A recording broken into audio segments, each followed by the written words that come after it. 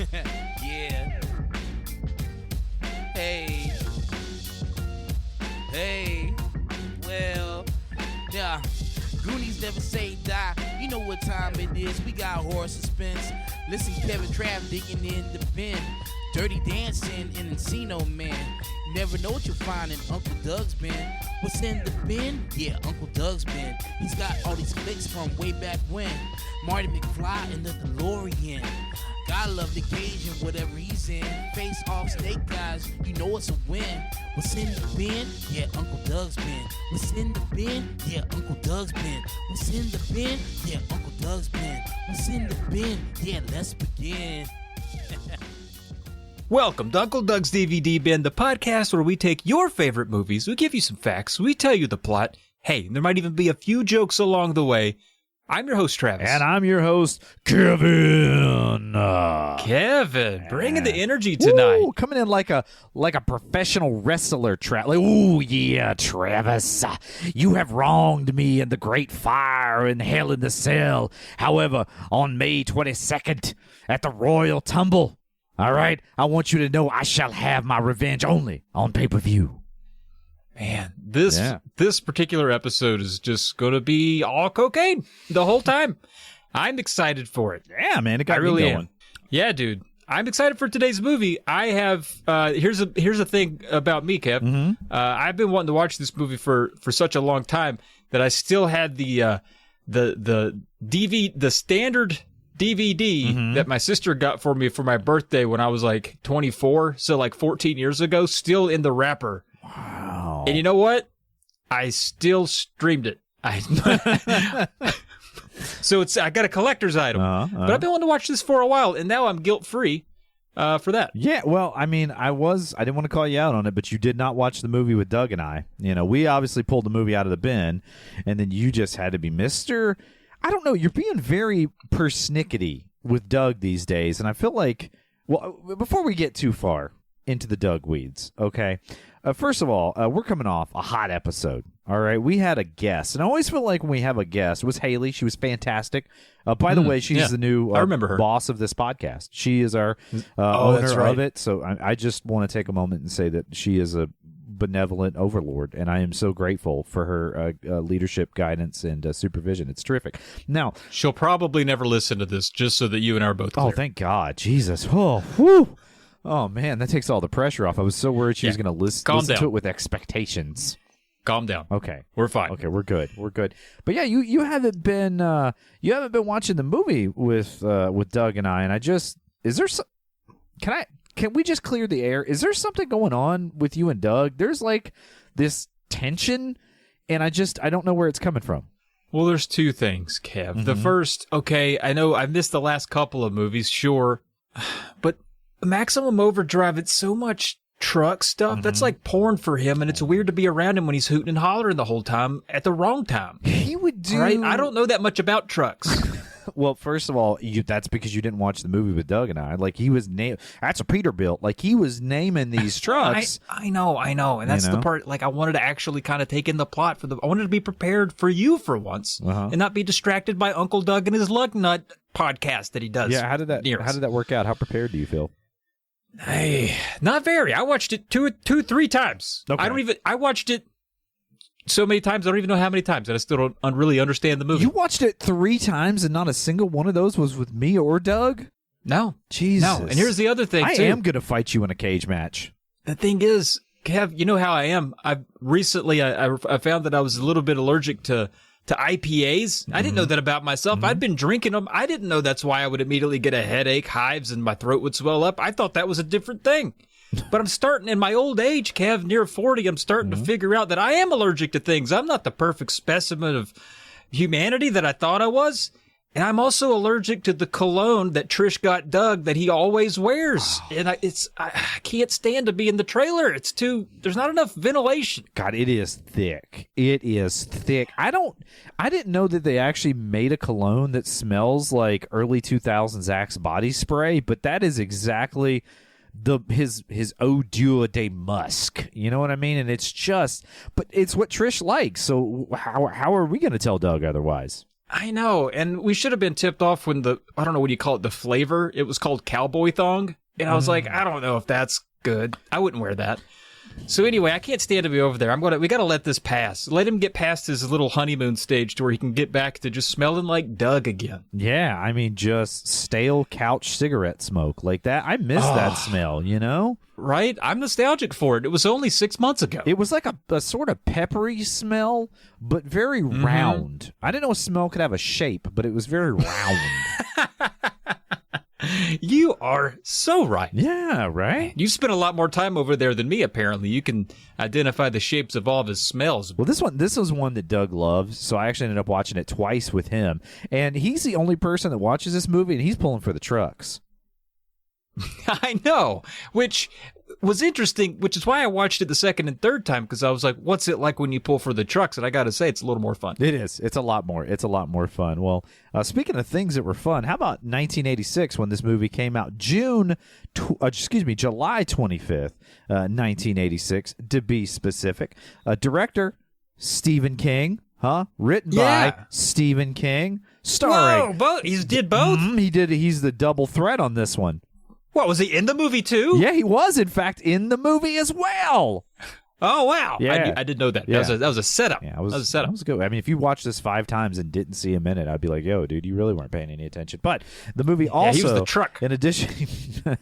you rascal. You little rascal. You just got me. In addition to Stephen King, it stars Emilio Estevez, Pat Hingle, and Laura Harrington. Excuse me. There we go.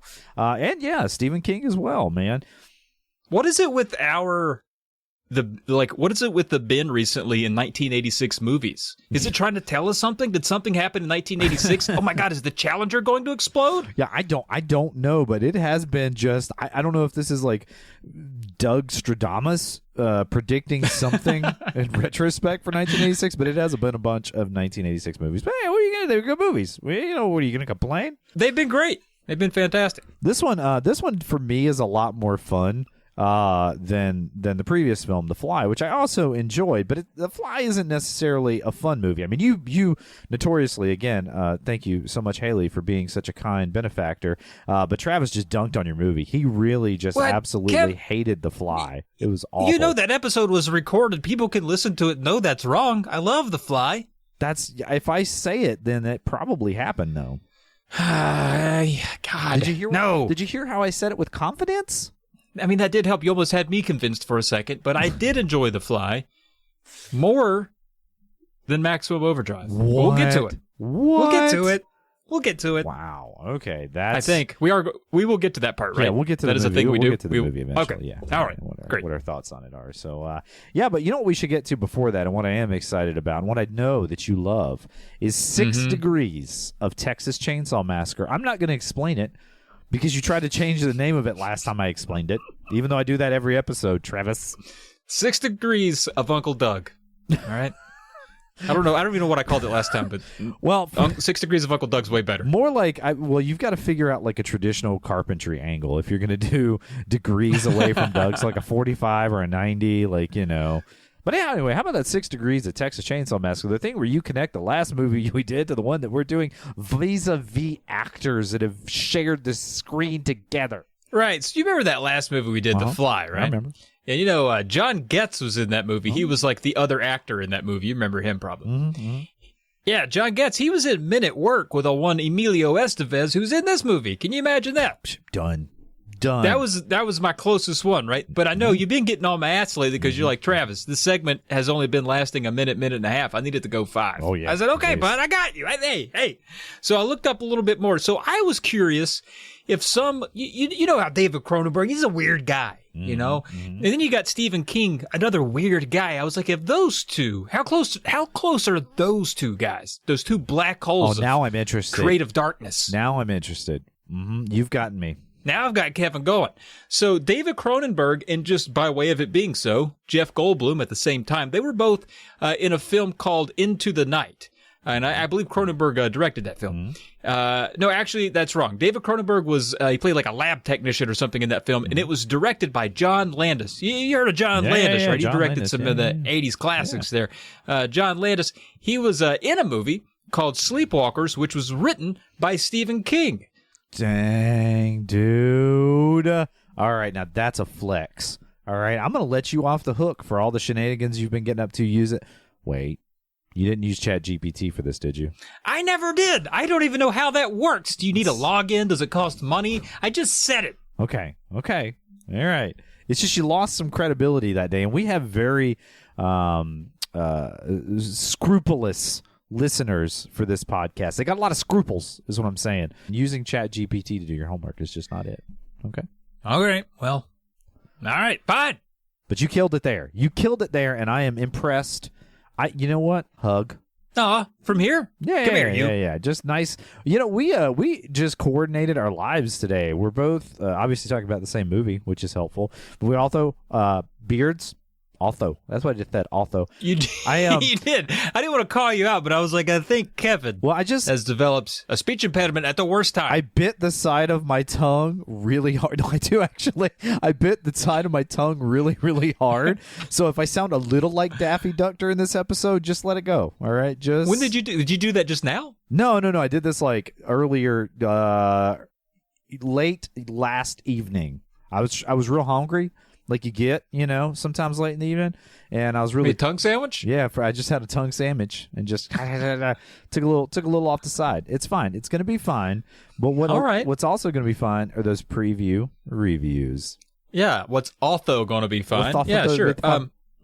All right. Well, we got people who loved it. Of course, we've got one Rumper Stump. All right, watched it about a week ago. Rumper Stump says, 5 stars. How cocaine didn't get a writing credit is beyond me. I agree with that. I 100%. In fact, can we just, after the fact, can we do like a petition or like a change.org to get cocaine some credit in this movie?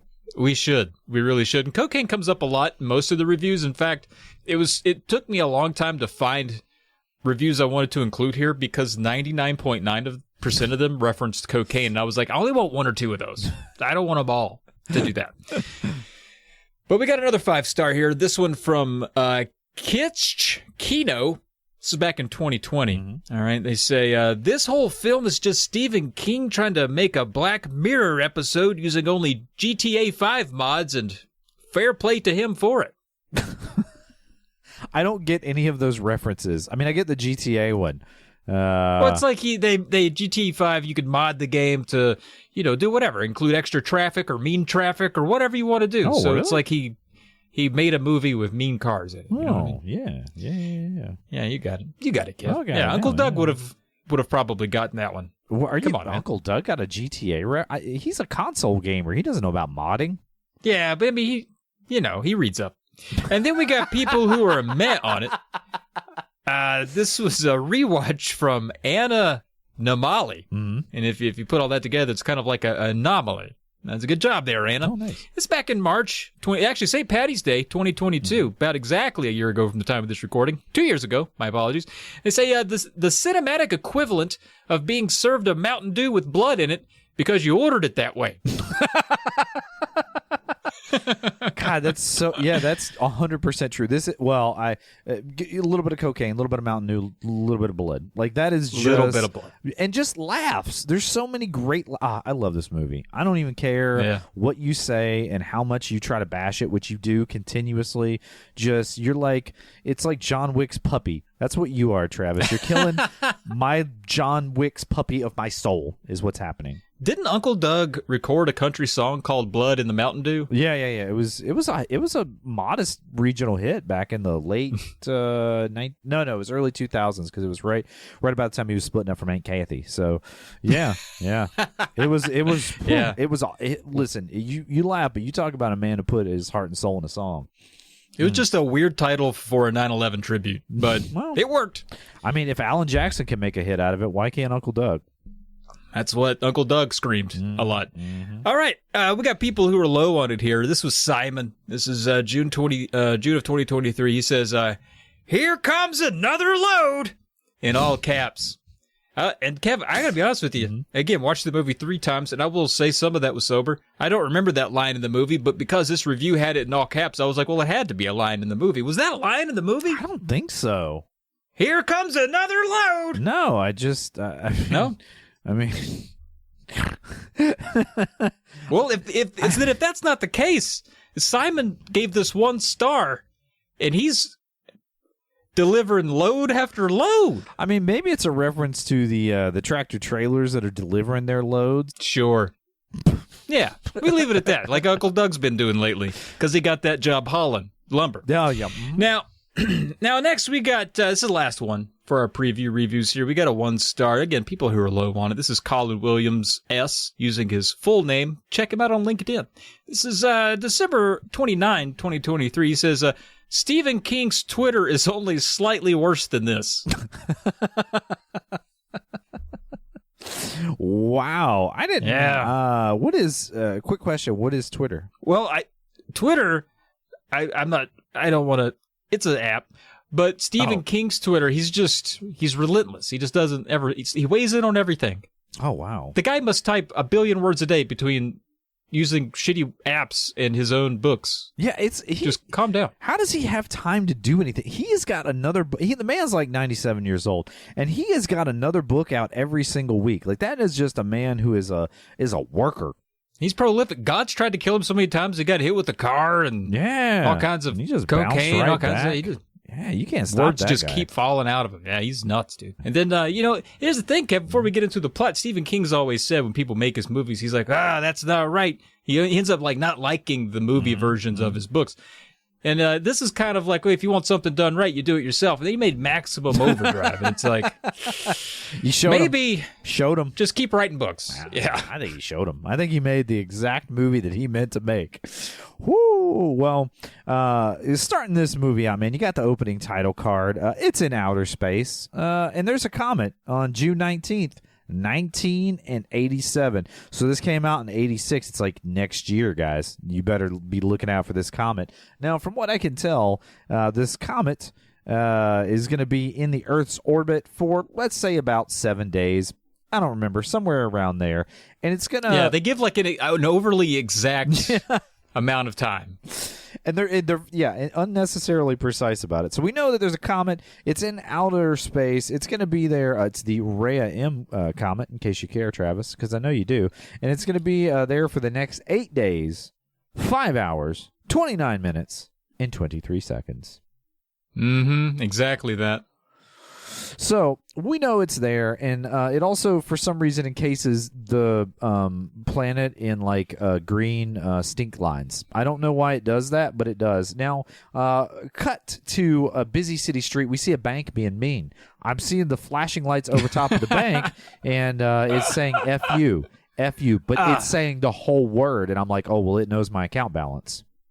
I loved that. I thought that was a good way to enter get us settled in that this, it immediately made me think spoof comedy horror. Right. When it did that, And what's interesting is that growing up, I was always kind of afraid to watch this movie. I'd always see like little clips of it on TNT. TNT was like the thing for me. Every time I would just always walk in and catch the most memorable part of a movie and attach it to that thing I saw on TNT, which is why I thought for a long time Dirty Dancing was just a movie about watermelon. It isn't. It turns out still kind of is. Yeah. But Maximum Overdrive, I must have been flipping the channels and always clocked in on the movie being in one of the scary truck parts. And I was always, as a younger guy, I was like, I don't know, I probably won't watch it right now. Maybe when I'm a little older. And then here I am in my near 40s. I'm like, all right, let's get settled in. This is going to be a spooker dooker, real intense. Did that bank just say, fuck you? What?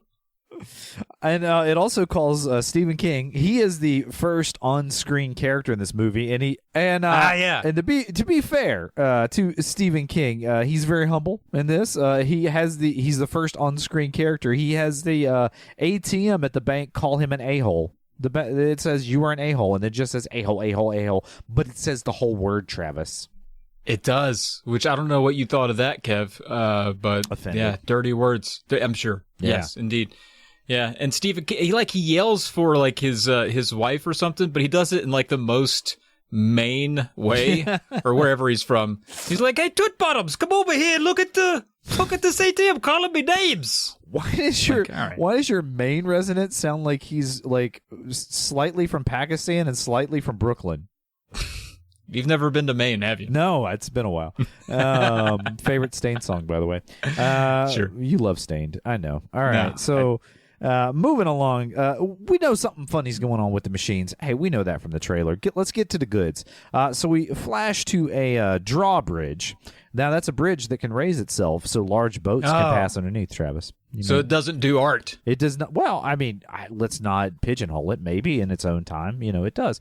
But its primary function, all right, when it's on the clock, when it's working, when it's not on its break, is that it raises up so that large boats can pass underneath it on the waterway. Now, all of a sudden, this bridge, if you forgive me being a little too on the nose here, gets a mind of its own.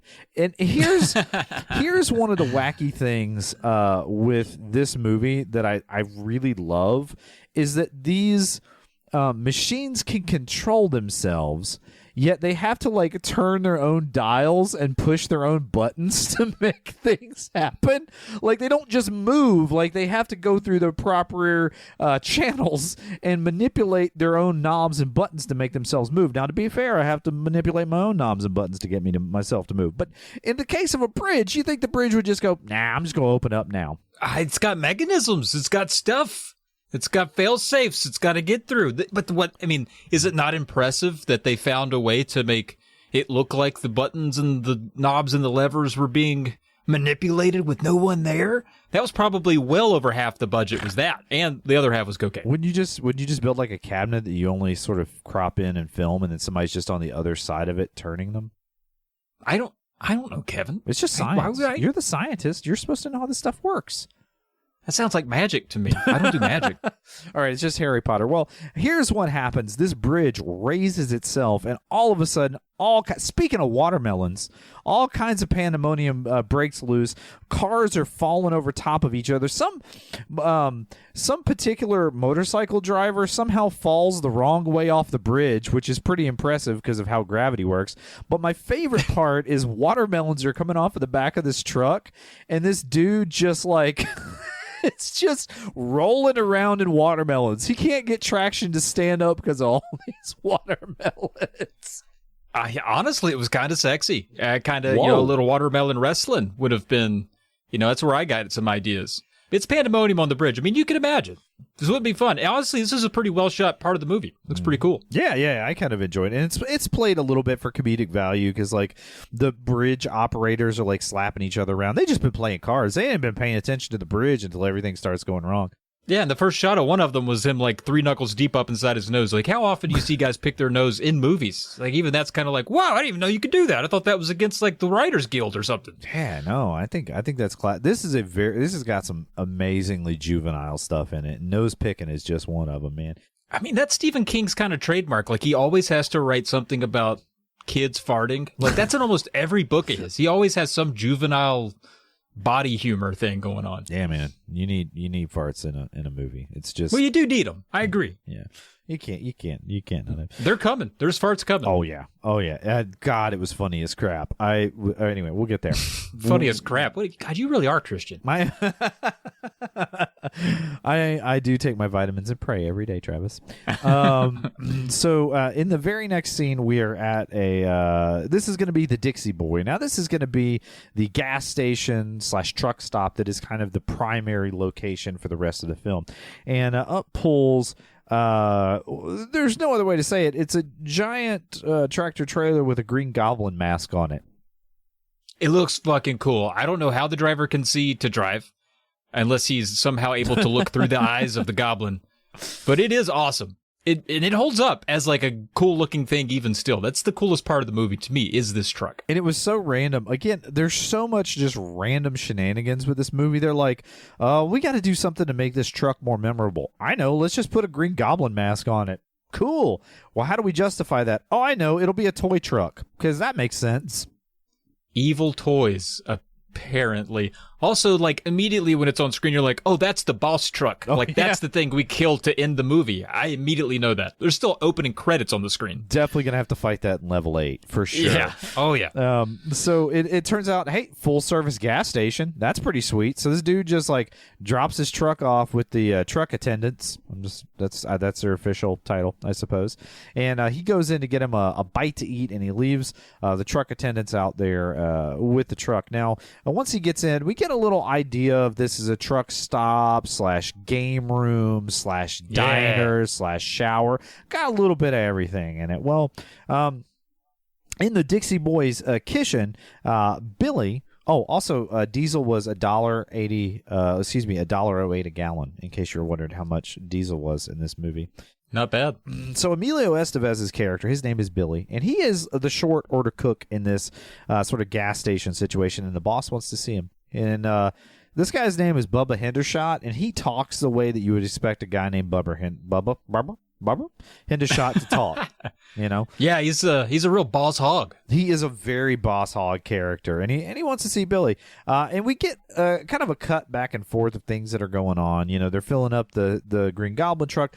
And Giancarlo Esposito is in the arcade. There's a game room there. And if you don't know who that is, Gus Fring from Breaking Bad, but is the actor that plays this character who's just got a very short time on screen, but all the machines in the arcade start manufacturing, like the change machine is spitting out change, so he's like sticking that in his pockets. The cigarette machine. I think you said manufacturing and you meant malfunctioning. Oh. Are you okay? I bit my tongue, Travis, okay? I'm talking around an injury, and you need to get off my back.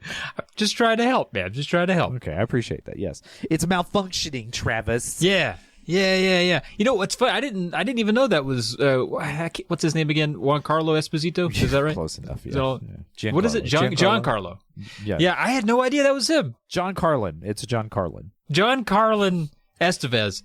I didn't know that was him, but now that's awesome. Yeah. I didn't realize that. Yeah. It's kind of like a little bit part for him.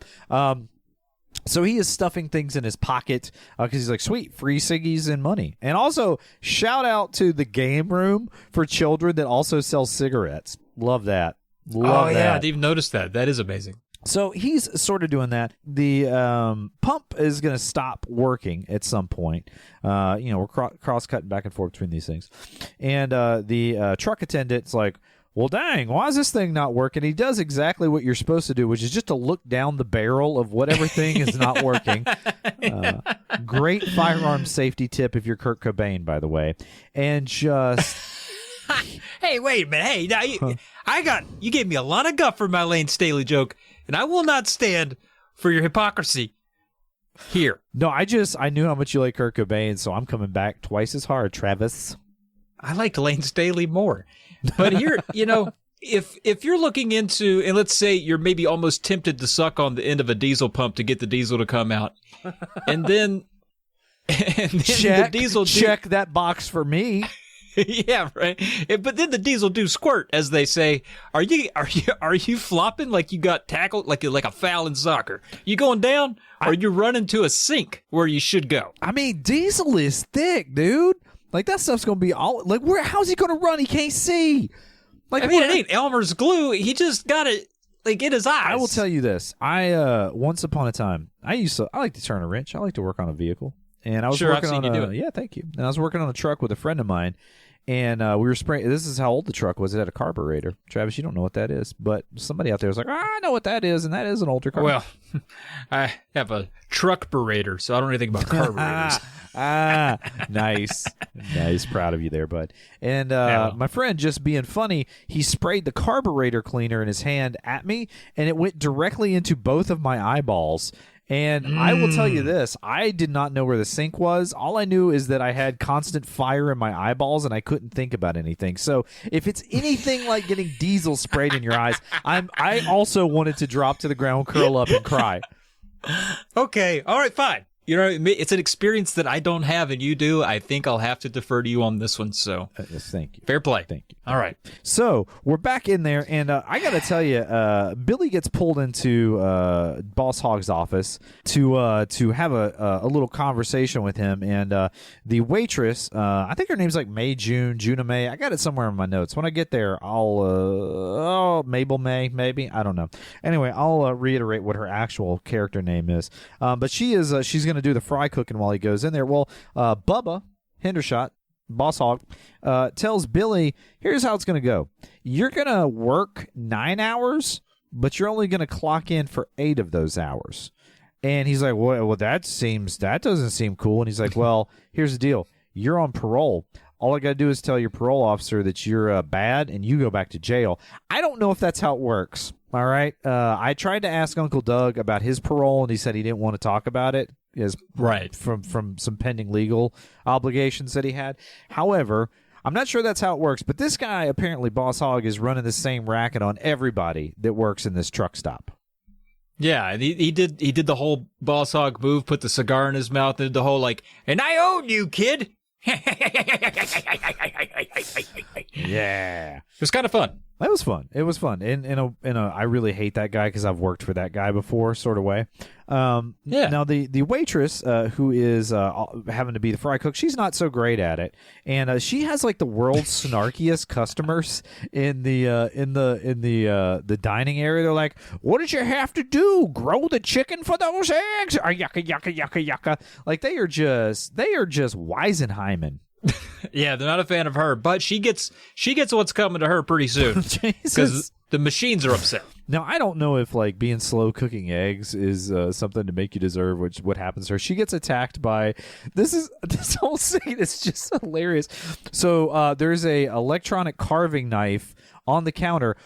No one's cooking a whole turkey. Why do you have this? Doesn't matter. And it just cranks itself up and just slices her arm because she obligingly puts her hand underneath the blade, already sort of violating 6 OSHA regulations. She's like, ow, my arm hurts, and knocks it in the floor, and then it chases her close to the floor and cuts into her kids.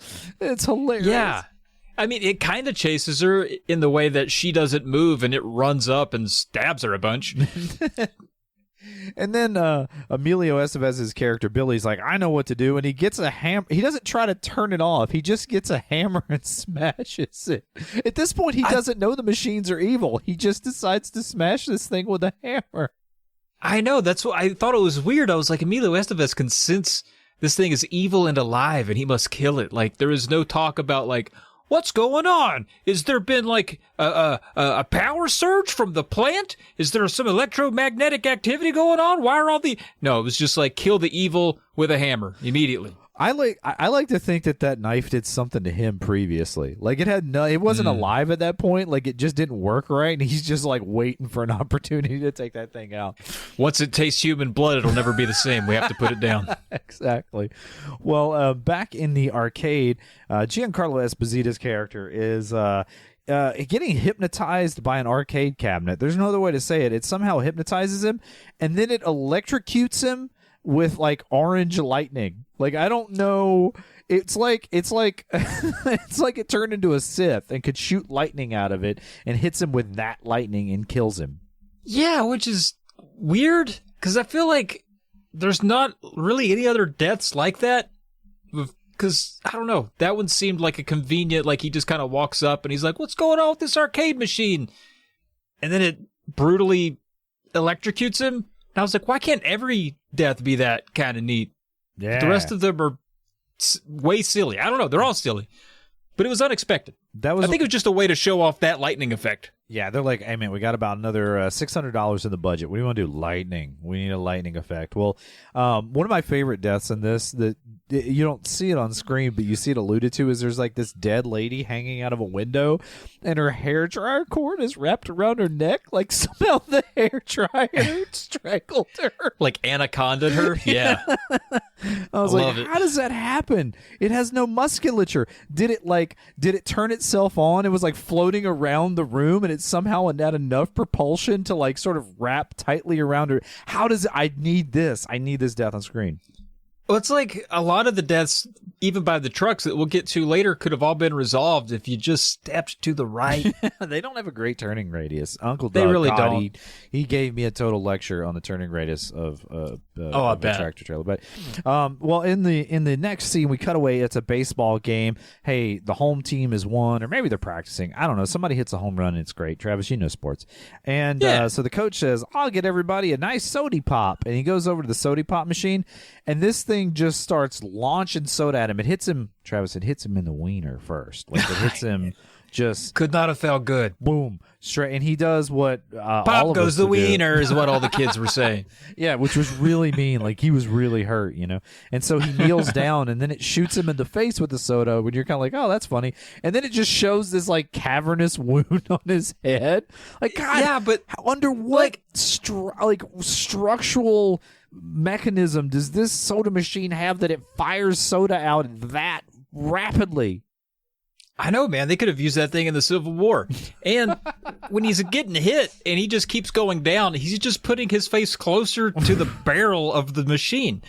Like, if something's shooting at you, don't fall toward it, maybe. Again, he was hit in the wiener. I get it, but And then apparently he muttered, you gotta learn how to strafe. he muttered his last words. You know what they were, Travis? Sorry about my wiener. That's my line. You stole my line. It's son of a biscuit. One of my favorite bits in this too is you look at the soda machine and you can literally see the pipes that they're shooting the soda pops out of. Like this is not how the slot. I love all the kooky effects in this. It reminds me a little bit of like Plan 9 from Outer Space, and how like you'll see scenes where they're clearly like they're supposed to be flying an airplane, but they're just flying the backs of a chair. Like it's so it's so great to just see a little bit. You know, we get these big Hollywood movies now. It's so nice to just see behind the veneer and just see like a silly effect where they're shooting soda cans out of a machine. How great is that, Travis? I do enjoy it. You know, I miss. That's why 80s camp and 80s schlock gives me the warm and fuzzies, because some of those movies I'm like, today I could make that. I got the tools. I've got the software. It was like, no chance. Back then, this was crazy, but now it's like, I could make a movie kind of like this, and that makes it special. It does, man. Well, so Deke, he's going to be a character that's going to pop up throughout the movie. He's a young fella, and he plays on the baseball team, and he sees his coach murdered. He is much smarter than his coach and puts his like catcher's mask over his face so the soda pops could not give him a cavernous wound. That was a good call. And then he's Smart like kid. trying to get away, and again, this just kills me, man. This kid's riding his bike. He flips it end over end for no reason. There's no reason that he would have flipped it.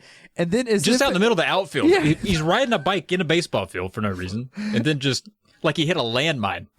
exactly, like he was playing Call of Duty. It was just pow. And then for as if this machine, like this steamroller, had been just waiting, like hiding, like lurking behind the outfield sign. It just smashes through there out of nowhere and runs this kid over. And a steamroller can't, like, what I would have loved to have seen is like the kid topple over on the bike. He's a little bit pinned down by the bike. He's kind of under it a little bit, so he can't like get up and run immediately. And then you see the steamroller bust through the fence really quickly. And then there's a big pan shot where you zoom out and the steamroller's really far away from the kid, moving very slowly toward it like a steamroller does. And there's this whole tense moment where it takes about 5 minutes for the steamroller to actually get to the kid and run him over. Because that's what had to have happened. Steamrollers they can't go 75. Dude, this thing was rolling. It was going fast, man. Like it was a speed roller. Sure. Nothing. Sure. Nothing. Think anything? No, sure. I think, yeah, that's good. Good. Anyway, moving along. Next scene, we see the creepy sales guy. That's just how he's going to be known from now on, because he is, as far as like bad characters in the movie, he's right up there with Boss Hogg. Like he's just he's a Bible salesman, and he's just real creepy. And he has Britt in the car with her, who is a very nice young lady. She's hitchhiking her way down to Florida, and he keeps getting handsy with her, and she threatens him. Says, I'm going to murder you if you do that again, because she's trying to listen to the radio, because she gets the sense from the news saying, hey, machines are killing people, that something bad's happening. She goes, that's weird. I need to hear this. And he is too busy just trying to be fast and furious fingered Freddy over here. He is gross. And I really was hoping that maybe she would just knock him out cold and throw him outside of the car and then just drive the car herself. And that guy dies and we never see him again, but we do a lot. Yeah, he sticks around for a while. Well, she's like, we need to shelter in place. You know, this thing's saying shelter, so we need to do that. And he's like, nah, I'm just going to keep driving. So she just grabs the wheel and jerks it into the parking lot of the Dixie Boy. Oh, Yay! yeah. So we get to see her for the rest of the movie. Well, she jumps out of the car, and he's upset with her for jerking the wheel of his car, and he's sort of chewing her out. Well, this is when the Green Goblin truck wakes up for the first time. So it like cranks itself up, and it tries to run him over, and she foolishly, for some reason, saves this guy. She like pulls him out of the way of the truck so it doesn't run him over. Yeah, I didn't really get that. I thought that would have been a good time to let that guy die. Let's get the carnage started. We've already killed a baseball coach. Why not this guy? Yeah, why not this guy? We killed a baseball coach in front of kids. Yeah, we've already broke the machine murder seal. Can we just keep this going? But Yeah. also I do want to point out, I don't know when the book came out, but there's an evil clown on the back of the truck that has the Green Goblin. So I don't know if the two are related. Yeah, maybe. I don't know. Yeah, maybe. You could Google it. It was before the book did come out before this, but I don't know okay. if it's related. I mean, it's a murder clown in a Stephen King movie. It's at least cursory. It's related, right? Yeah. Can we go ahead and say canonically it's related? Yeah, I think so. Well, everybody is back in the Dixie Boy, and they're like just puzzling over how this truck could just wake up and move itself. And one of the characters goes, well, I don't know. Hell's bells. And then now, Travis, we have not mentioned this entire soundtrack is AC/DC, except for one clip from Flight of the Valkyries is in here, and just the rest of the soundtrack is Hell's Bells. Now, I mean, not Hell's Bells, it's AC/DC. But if you are doing AC/DC and a character says Hell's Bells, why at this point do you not play Hell's Bells? I got some issues with the soundtrack, even though it is AC/DC. But I want to double back real quick though and say that actually it was released September 15th of 1986, was probably on Stephen King's mind. Oh yeah, that makes sense. But the AC/DC. Wait, sorry. So he must have been writing that while he was working on this movie. Nah, I mean, I guess the way publishing works, maybe he wrote it the year before or something. But that is wild that this man is like in the middle of a cocaine binge. He's directing a movie, writing a movie, and he writes a gigantic, huge book like it. Like Stephen King's impressive. Yeah. But yeah, the AC/DC thing, like, you know, I'm a modest AC/DC fan. I've gone on podcasts spreading the love and the joy, trying to spread the gospel of the AC and the DC. And I like them quite a bit. And I always thought that was kind of a cool thing about this movie. That was one reason I was excited to watch it. I was like, it's cool to... How often do you get a soundtrack that's just made up of all, like, rock that you know? It's not common. It's not used right. They pick the weirdest times for it. There's times where I'm like, this would have actually benefited from a little bit more of a serious tone, but it's just more AC/DC doing AC/DC stuff. There's like a really long shot of a kid riding a bike through his neighborhood, and they like let the whole song play, and you're like, we didn't need that. We didn't need all that. And then when they finally decide to use Hell's Bells, which would make just the awesome fighting climax of the movie, it's like literally when they're just gassing up the trucks. But we'll get to that later. It's like 45 minutes of gassing up trucks in this damn thing. But moving along, we meet the newlyweds. Now this is Connie and Curtis. Now Connie, for some of those of you that are Simpsons fans out there, is played by Yardley Smith, who is the voice of Lisa Simpson, and she does a lot of Lisa Simpson yelling in this movie. Oh my God, dude. It's rough. God bless Yardley. You know, love The Simpsons, love Lisa. Shut her down. Shut her up. She's worse than the screaming from Texas Chainsaw Massacre. It's like, we get it. I'll say this I watched this one quite a few times with Uncle Doug. After subsequent viewings, she gets better. Like, she gets funnier. Like, you kind of get what she's doing. But the first time, you're like, God, could someone just make her stop saying things?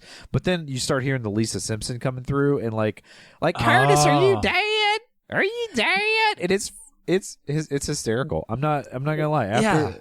What's the first line? Isn't that her first line in the movie? Is something like that? It's so jarring too, because you're just No, It's like her voice comes out of nowhere. Here's their opening dialogue between the newlyweds. This is the way Stephen King decided to introduce them. They're like cuddled up in the bench seat of the car. God, do I miss bench seats for cuddling with your ladies? I almost said Say that any times fast. Yeah, because right now you can't speak. No, but I can say you. Christian podcast. So. No, their first bit of dialogue is she's like, Curtis, can you pull into the gas station? I gotta go to the bathroom. And then he's like, could I watch? Oh yeah, yeah, that was wild. You're like, everything man, in this movie is a fever dream. Like I don't know if you know how Newlyweds works, but the last thing I want to do is kill the romance with knowing what you're doing in the bathroom. Like maybe that's their thing. I don't know. Whatever. But anyway, it is. I mean, what's crazy about that? Like Stephen King, like we've already touted how prolific of a writer he is, and he wrote this movie. But it's like I feel like I wrote this movie. There's parts of it where it was like that would have been what I wrote. Am I Stephen King? Am I as cool as Stephen King? Oh, 100%. I always say that about you, Travis. Yeah, dude. Well, anyway, they do stop at a gas station, and there's a dead body there. There's no other way to say it. It's not the Dixie Boy. It's a different gas station, but there's a dead body outside. And Curtis takes an exceptionally long time to investigate it. And, I mean, this is just a lot of dead air that's, I think, supposed to build tension, but it doesn't really work. And then this evil-looking truck cranks itself up and starts, like, charging towards Curtis, and he's like, dang, I don't know how to run away. So he just sort of half rolls to the side, and Connie, a.k.a. Lisa Simpson's there going like, Curtis, no, are you dead? And he doesn't say anything. He doesn't respond. He's up walking around. He can be like, no, I'm good. Doesn't say a thing. And then the truck wakes back up, and now Yardley or Connie is driving the car, and Curtis is riding in the passenger seat. And I got to tell you, she is like Ken Block, man. She is like whipping this thing around, does a sweet like 180 tire slide. What was that turn. reference? Ken Block. Ken who? Who's that? He's a famous driver. Did a lot of Tokyo drifting kind of stuff. Okay, real famous driver. He's again, if you hung out with Uncle Doug and I, you'd probably know. I'm sure. Things. Yeah. But anyway, she does a very Ken Block maneuver and turns around. It's great. It's fantastic, and takes off down the road. Well, back at the Dixie Boy, they decide they're going to put Giancarlo's body downstairs because he's starting to smell kind of bad, and also it's a dead guy. That might ruin some of your patronage. Billy checks out that Green Goblin truck, and do they ever find out what happened to him? Because no one saw him die. They say he got fried. So I think they figure out that it was electricity of some kind. So yeah. So they're starting to put together that at this point that the machines are like there was never really any suspense. Everyone kind of immediately caught on, which I thought would have been maybe a fun ride would be to work up to like some machines being sneaky until they get found out. But they're just. It's very obvious what's happening immediately. I mean, I think they're going blitz rather than like infiltration. You know, like they know that like once people figure it out, they're going to have a harder time, and they're like, let's just get the maximum body count we can early on. The machines have a great strategy here, really. Yeah, but I just think it would have been a funner build up if people started finding dead people and they couldn't figure out why. Oh yeah, and so now I don't know his name. I'm afraid to say it because you scolded me last time. But the guy from I almost said Lost. He wasn't in that. Breaking Bad. If they just go in, they just see him fried in the arcade. They're like, now, Travis. Who can't say things now? I never said I could. That's why I'm not the lead host. I'm the secondary host. I say less things. I'm sorry. First of all, lead host is Haley. Okay, you're secondary host, and then I'm in third chair. You're tertiary. Tertiary. I said third chair, but also I appreciate you. Tertiary. Like you have a clarinet or something. So but what if they had walked in the arcade? They didn't know. Like maybe they thought that the cutter that got the cook, that was just a fluke. They go into the arcade. They see this guy. He's fried to a crisp near the Star Castle arcade machine. What are they thinking? They're like, holy shit. Did he try to put his wiener in that? Why is he fried? Like, I think there could have been some humor, some tension there before we went full bore. But anyway, that's a different movie that I would have written. Yeah. Well, I mean, you could write your Maximum Overdrive remake, and I would 100% finance it up to $200. Nice. I'm going to title it Some Overdrive. We're not going to maximum anymore. That was too much. Modest Overdrive. Well, Overdrive. Billy goes out to check out that Green Goblin truck. He doesn't see anything inside of it other than a Green Goblin Jack-in-the-Box that pops, I guess technically Goblin in a box, whatever, that pops up and scares him. He's like, well, never mind. It's just a toy. No other toys in this toy truck. Maybe he's already dropped his load, if you know what I mean. And so here comes another load. And so he gets out, and then he's like, you know what? Cars that run themselves, the most important thing to do is look behind them. I'm just going to look behind it because that's where the car runs from, or the truck runs from. And he like crouches down behind it, and we get this moment where like the truck is thinking about it. You can see like little switches moving, and like the truck's maybe going to crank up and run him over. And then Britt, the nice young lady who was hitchhiking with the creepy salesman, taps him on the shoulder and goes, vroom, vroom. And he's like, what are you doing? This truck almost murdered a dude. I'm trying to. Why would you scare? This is a terrible situation. You are hot. And then they have a little meet cute. Yeah. He's like, did you ride in here on that mustache? Pointing to the guy that was selling the Bibles over there. You know my favorite? She's like, I did, but that's not my boo. That's just my ride. That's not any of the quotes, but I would have written a better movie. I'm just trying to prove a point. I'm there for. Why don't you do a rewrite of this, and on the Polymedia Network we will all voice it, and it will be like a a radio play. Now I love it. What she says to Billy, Emilio Estevez's character is, "You're kind of cute." And so, that's nice. And he is. He is. He's the best looking thing in this movie. Dang, he's got that. Wasn't hard to do. It was not. He's got that earring and all that like sexy North Carolina sweat. This Isn't movie it wild? It's set in North Carolina, by the way. It is in Wilmington, North Carolina, which I spent a lot of vacation time. It was kind of neat to. I don't know why it wasn't that neat, but I was like, I've been there. I got that from it. What, did you vacation at a truck stop? Why was this? It was on the way to the beach. Okay. I remember Wilmington. Every time we'd pass through it, my dad would always be like, Michael Jordan's from here. And I'd be like, I don't know. I think he was born in New York. He's like, he's from here. From here. I'm like, okay. All right, Dad. But anyway, what was I saying? Oh, Kevin, you interrupted me. I had great ideas. I had momentum. Where were we going? Wow. We were talking about how she said Emilio Estevez was cute. She said it wasn't hard. In 1986... We were talking about how, wasn't Emilio Estevez up for a role in Top Gun? Probably. Yeah, that seems right. You think he turned that down for this? I hope so. This is a way better movie than Top Gun. But I mean, it worked out for him. He got to be in the greatest movie of all time, D2. Mighty Ducks 2. That is true. That's true. How many people are talking about Top Gun still? It's all Maximum Overdrive. Who cares, right? Next scene, Britt does also comment that there's no traffic, and that's weird. And it probably is weird because the cars and trucks are off killing people. Yeah. So next scene, we see Deke is on his bike. I guess he's trying to go home or something, but he's riding through a neighborhood, and there's just dead people everywhere. Presumably killed by different machines in weird ways. There's a lot of just wacky. This is the one where the lady's like somehow strangled by her hairdryer. There's a dog that was like killed by a remote control car. I don't know how that happened. Just all kinds of wacky death here. Now this is the one, Travis, you talked about how this was a little scary for you. Now I was a seasoned young man in terms of horror movies when I saw this. I was like 7 or 8, but I watched a lot of horror movies. But what got me is there is a lawnmower in this scene that is just like covered in blood where somehow this lawnmower had like killed somebody, right? And my dad always had me cut the lawn, and it was a push mower, and I would go out there, and it was like in the dark part of the garage, like all the way in the back where I had to get the lawnmower out, and it had like kind of a dark, dank smell in the garage, and I was just like, this is it. This is when the lawnmower is going to kill me. And did it? It did. Whoa. Yeah.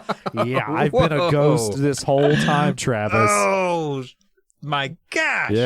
Yeah. Also, you're dead. Oh, yeah. Wow. This is the afterlife. We should go see Patrick Swayze. Yeah, it'd be great. No, I agree. This part of the movie is creepy, and it's way creepier. I want to be clear, it's not creepy now because I'm a grown-up big man, and I'm big and strong and not scared of nothing. Hey, listen. I think it is kind of creepy. I think there's something about it being in the broad daylight in a friendly neighborhood where you see the contrast of just all of this sort of chaos and mayhem and carnage and dead people. And there's this kid riding on his bike down the street seeing all this stuff.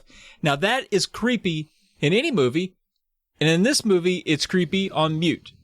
But when you unmute it, it is upbeat AC/DC, bow, get it down, down, wow, chicka-chow, chicka-chow, bow, get it down, down. And you're like, this is not the right time for this song. There were so many good AC/DC songs you could have put here. Not this one. They all sound the same though. Like how, like This was one of the upbeat ones. okay, so you need one of the downbeat ones. Got it. You needed one that was a little more. I mean, Hell's Bells would have been great right there. Hell's Bells. Man, AC/DC, right? You know Or what? Highway to Hell. He's on a road. And there's dead people everywhere. It writes itself. They say that for the credits. I get so frustrated with this movie because they had all the right pieces, but they put together the wrong puzzle. I totally disagree. I think this movie is perfect, and I wouldn't change anything. But yes, there's lots of dead people everywhere. There's the murder lawnmower that actually chases him down the street. We also see a murder ice cream truck in this one, which he is smart enough to hide from. That is cool. It comes back later, but you never actually see it murder anybody, which is kind of disappointing. I kind of want like sweet tooth, twisted metal sort of death going on, but it never happens. Yes, that would have been awesome. We don't get it. Nope. You just know that ice cream trucks are menacing. Do you think that the ice cream truck, even though it's running around trying to murder people, you still think it's keeping the ice cream cold? Yeah. I mean, you don't want to waste ice cream even if you're an ice cream truck. How else are you going to lure the children in? Okay. Yeah, all right. Yeah. That makes me feel better. Yeah. I thought maybe it was destroying all the ice cream too, and I was like, God, that was like that's not okay. That was like 80s ice cream. 80s ice cream just hit completely different, man. Like ice cream now, I don't even know what's in it. It's all chemicals. But this was just like sweet cream and magic. They had like it was very colorful. Yeah. Like everything glowed in the dark. We were probably going to die. Oh yeah, for sure. I mean, or earlier than we're already dead, Travis. All right. Yep. So we're good. Just remember the ice cream fondly. Now, moving along, this episode is just, I don't know what is happening to our podcast. Haley takes it over and it just turns to madness. I swear. Well, back at the Dixie Boy, Joe, now that is Deke's daddy. He's the guy that got the diesel sprayed in his eyeballs. He just decides, man, I can't handle this no more. I have got to go. There's murder trucks and stuff going on. I got to find my boy. I got to find Deke. And so Joe, one of the other truck guys, is like, hey, don't go. And they just do like a close-up shot of Joe's face here. I'm sorry, I said Joe was stopping Joe, but it was one of the other truck attendants was stopping Joe. You get like this close-up shot of his face. He's like, I can see fine, and there's like blood and just like pus, and I think part of his like he's like a hernia is coming out of his eye. I don't know what it is. A lot of bad crap is coming out of his eyes, and he's like, I'm fine. And so I guess Diesel is rough. I didn't. Yeah, right. Look in that man's eyes and tell me you didn't think it's a big deal. I can't. If I look at his eyes, I'll laugh. It's crazy. Well, he is trying to go find his son, and I love how Bubba Hendershot here, Boss Hog, walks up and he's like, "You ain't going nowhere lest you clock out." Like, dude, he can't see. Like, could you just clock him out? Could you clock him out? Do you have to do a power trip? You could just walk back there and punch the car too, man. You're already ripping him off for his hours anyway. What do you care? Man, it'd been great if he did go back there to clock him out, and then the clock him outer killed him. That'd have been awesome. Well, it doesn't. Unfortunately, he is completely blind. A truck comes all the way across the parking lot. He drops his keys. Oh my God, dude! In the truck, he couldn't see anyway. And it does get that like really awesome. I do love that little sound clip of like anytime a machine kills stuff. That's awesome. But like everybody sees has to see the truck going towards him, and like nobody tries to help this guy. They're not on silent mode. They still make truck noise, and it came from like 200 yards. Stirring up dust. It's like. You would know a truck was coming for you. Yeah, you would think so. I mean, you can cut Joe a break because he can't see, but everybody else would have been like, and they save, like freaking Britt saves this nasty Bible salesman, but she's like, nah, can't help that poor working fella. Can't do that. He's got a kid. Sorry, he's got to die today. Also, like when the truck hits this dude, the grill of that truck is immediately coated in all the blood this guy had in his body. I thought it looked more like he was eating a bowl of spaghetti, like a big one. You know, and it's so meaty too. It's wonderful. It's so much blood. But the thing is, he don't even have any blood on him. Like it all came out of the truck, I guess. Anyway, God, okay, I have totally messed up these names. Duncan is the name of Deke's dad. Joe is the other truck attendant. Okay, Thank you. I just got it straight in my notes. It turns out it's a garbage truck that hits him. The garbage truck whips around, hits the nasty Bible salesman's car, and trash jumps all over it. Well, the Bible salesman comes out. He's not had enough of murder trucks. He comes out and he's yelling at the other truck, and he somehow doesn't see the Green Goblin truck with the evil clown coming towards him. Emilio Estevez's character decides to save this Bible salesman yet again. I guess he's like primed for, oh dang, there's murder trucks now, and he runs over to save the Bible salesman. The Bible salesman's like, get off of me, I can't run to the side, there's a truck coming to me. So he just runs in a straight line the direction the truck is going. Literally, if he had ran almost any other direction, literally other than anywhere, directly towards the truck, he would have been fine. They're one step removed from trains. Like you know where it's going most of the time. It's moving. Just don't be in its way. It's easy. And so the Bible salesman, boom, gets hit by the back of the truck, rolls down a hill and lands in some mud. The truck whips around and then runs over his briefcase, which he holds all his Bibles in it, and it says the Holy Bible on his briefcase. The truck ran over the Bibles, Travis. It's evil. I wonder what AC/DC song they were playing then.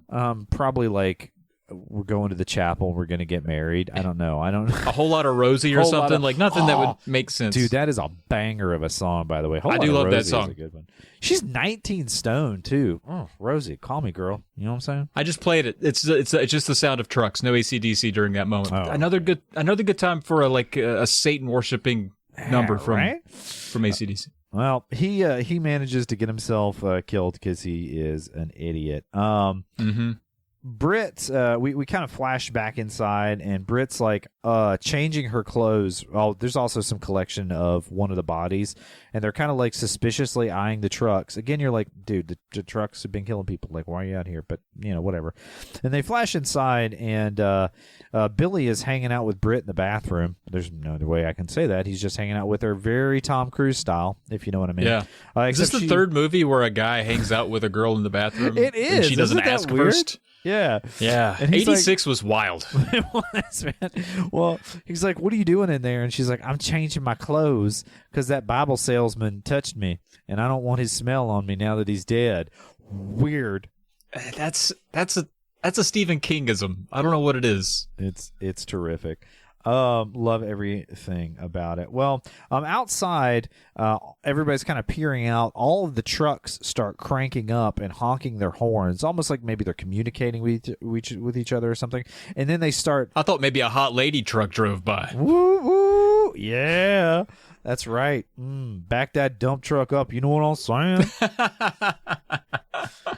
So after that, lady dump truck backed it up. All of the other trucks start circling the Dixie Boy like sharks when they smell chum in the water.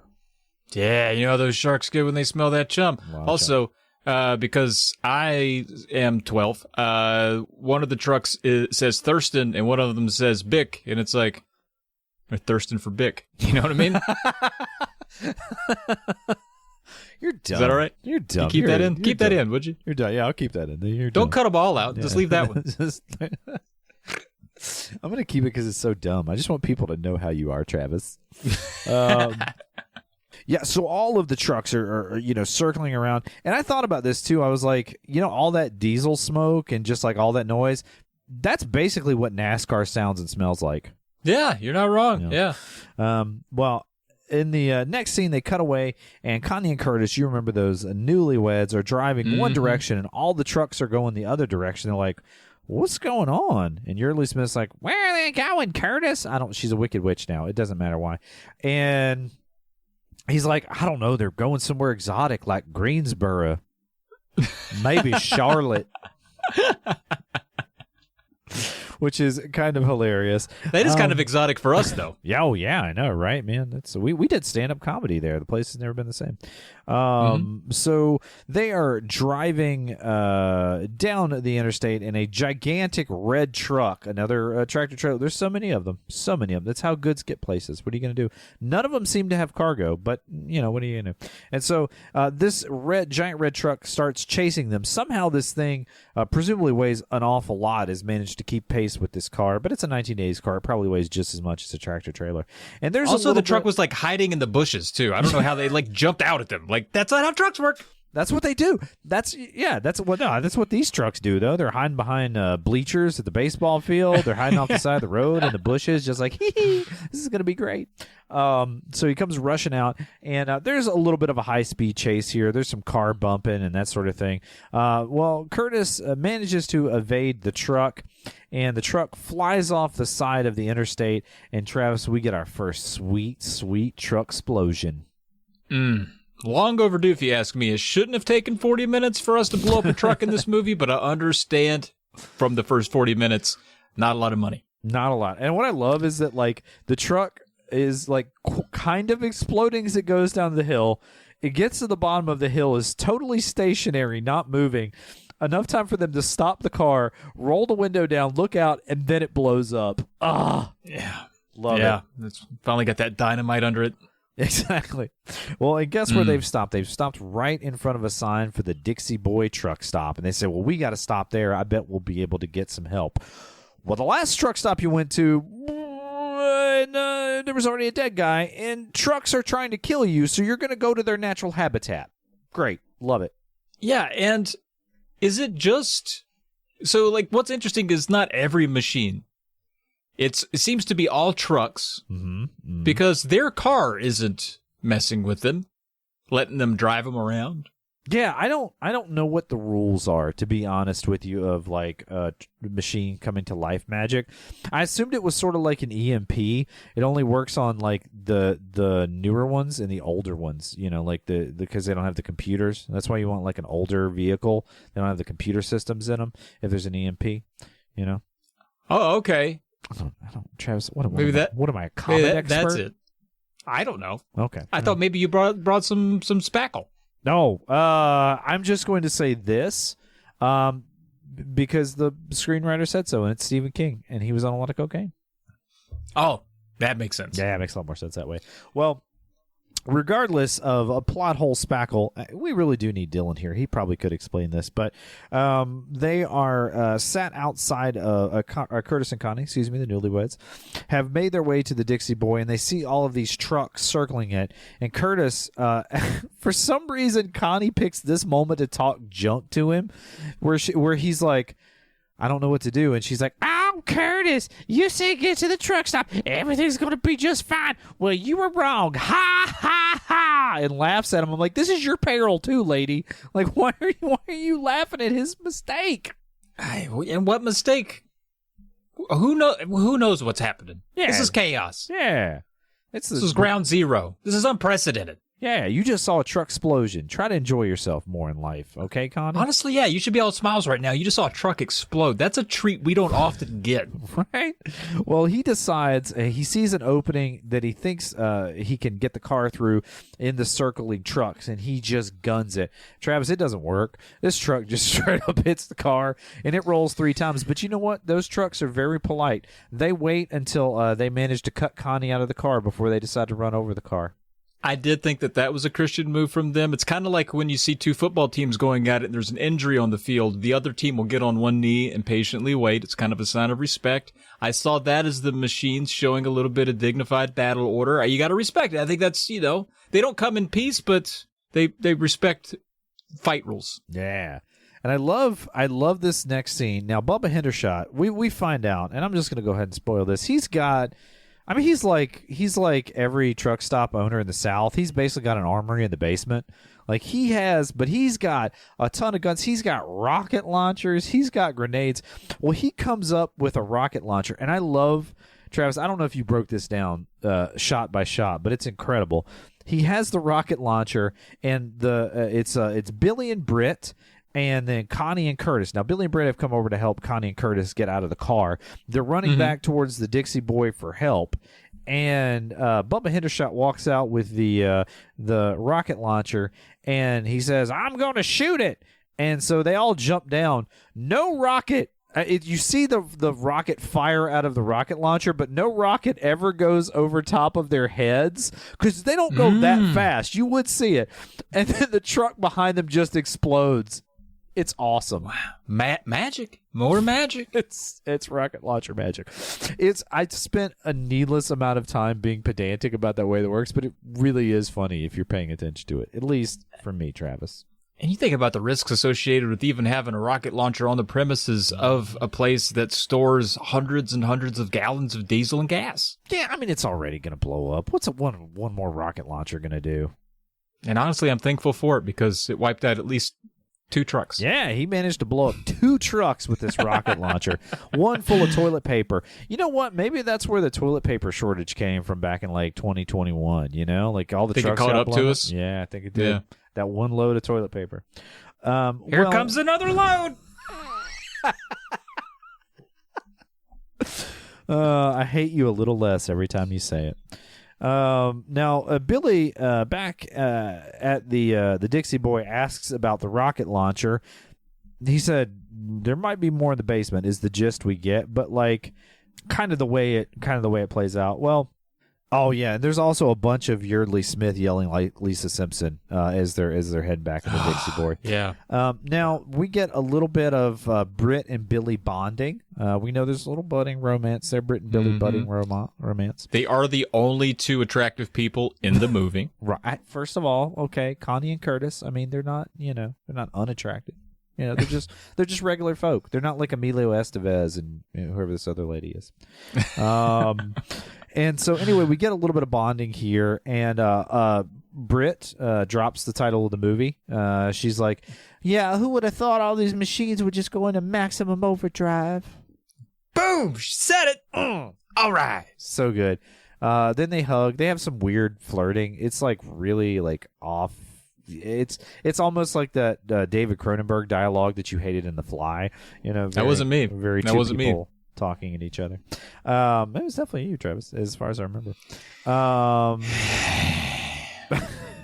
So we cut to the next scene. Deke, this is the little bit of music that is not AC/DC unless they played. I think it's Flight of the Valkyries for this, but an airplane is like flying overhead. He's like, "Oh no, I know these machines are killing people. I don't want nothing to do with an airplane. It can get me wherever I'm at." So he hides in a bush, and the plane flies over. We also see that plane later crashed into a school bus. You're like, "Why? Aren't they on your side? Like, why are you crashing into the thing that's on your side?" Maybe it ran out of gas. I don't know. That's a good point. It was weird, but that kind of breaks the whole movie for me. Well, just say it ran out of gas, and maybe you're back in it. Well, okay, sure. Deke manages to hide off the highway. He gets back on his bike, and he's headed back towards the Dixie Boy. Now we cut back to the Dixie Boy. This is where the movie is its most juvenile. It's in the bathroom in the boys' room. Billy is in there taking a wee wee. And Joe is just straight up pooping. And like it would have been one thing if he had just been in there kind of pooping and they were talking, but like every word of dialogue this man farts. Like it's just it's a ripper, it's a squeaker, it's a clapper, like it's the whole range of all the farts out there. And it's not that unserious, like it's a fairly serious conversation. Like, what do we have in the armory? Yeah, we got flamethrowers, right? Plop, just drop in mud. Like, come on, man, have some respect. We're trying to survive the machine-apocalypse over here. Well, I'll tell you this. If anybody comes in and starts asking me about my armory while I'm pooping, that's just what they're going to get. They're going to get what they're going to get. You interrupted my B time, okay? I am trying to read Sports Illustrated. Who could poop at a time like this? Oh, I could. Yeah. I'd be afraid the toilet would come to life. We don't know the rules. Oh, that's true. I did not think about that. Oh, my God. You know, what if you had one of those new fancy smart toilets? Mm-hmm. Yeah, that'd be scary. Well, would be. Anyway, we do find out, which I like that he went to the trouble of going in the bathroom and smelling Joe's poop farts just to find out something that he could have just walked downstairs and seen for himself. Because in the very next scene, him and Britt are in the basement. Maybe he wanted to make sure it was going to like impress her to take her down there. But they are in the basement armory. There's guns and stuff everywhere. Well, Bubba He comes down. He is not happy that they are in his armory, and it's his boom boom room. His boom boom room. That's right. And he outs Billy for his criminal past in front of his new girlfriend. Which had to impress her. She was like, "Oh, I love a bad boy." Yeah, I know, right? That made me want him even more, right? Like, I can change him. Like, she'd been hitchhiking with pedophiles for weeks. You think this is going to sway her, bud? Well, a little armed robbery? You think that's going to throw her off? Come on, man. Yeah, she's fine. So, I would want to date a guy that hadn't had at least one charge on his books. So they have a little bit of that dialogue. At this point, Billy is just kind of fed up with Bubba's crap and threatens his life. And Bubba's like, "Your ass is grass." I guess that seemed like a pretty good threat, provided that there's one of those murder lawnmowers. Although it was more interesting killing people than grass. But you get where I'm going.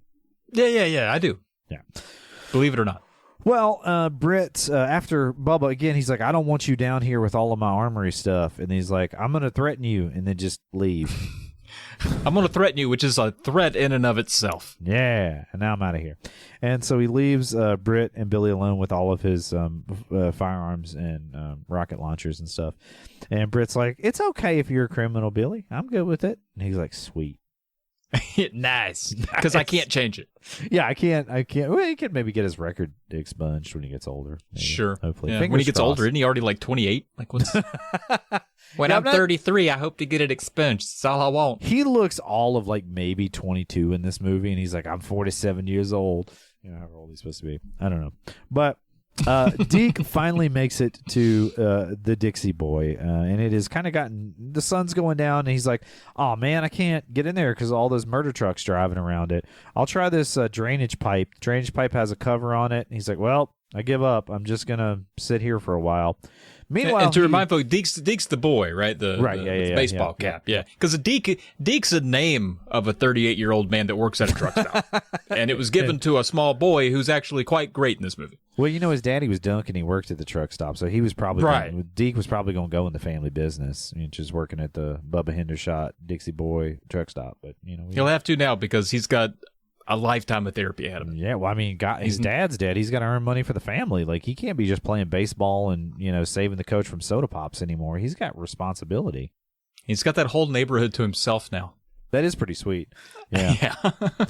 Back in the Dixie Boy, our buddy Billy is, he's making sweet, there's no way to say, he's making sweet, sweet love with Britt in a bed that's in a truck stop.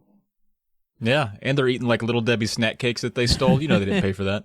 And there is also some very weird dialogue here as well. They like she, I literally.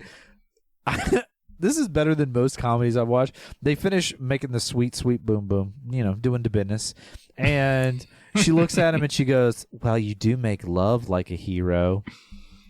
Yeah, no context. Come on. It's like, was he wearing a Batman costume in an earlier scene that was cut? God, I hope so. Well, this is where Billy cooks up, a little post-coitus, eating a zebra cake, and he comes up with his... That's how I used to do it. Yeah, man. So he comes up with his idea of how to escape the machines, which is to get on a sailboat. It has no mechanical parts, right? Not a machine, so he'll be able to sail away.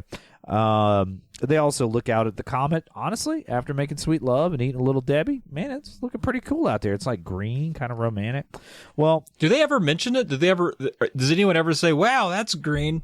She does. I mean, she does call attention to it, yeah. And then I think they also sort of make a loose connection between the comet and that sort of thing.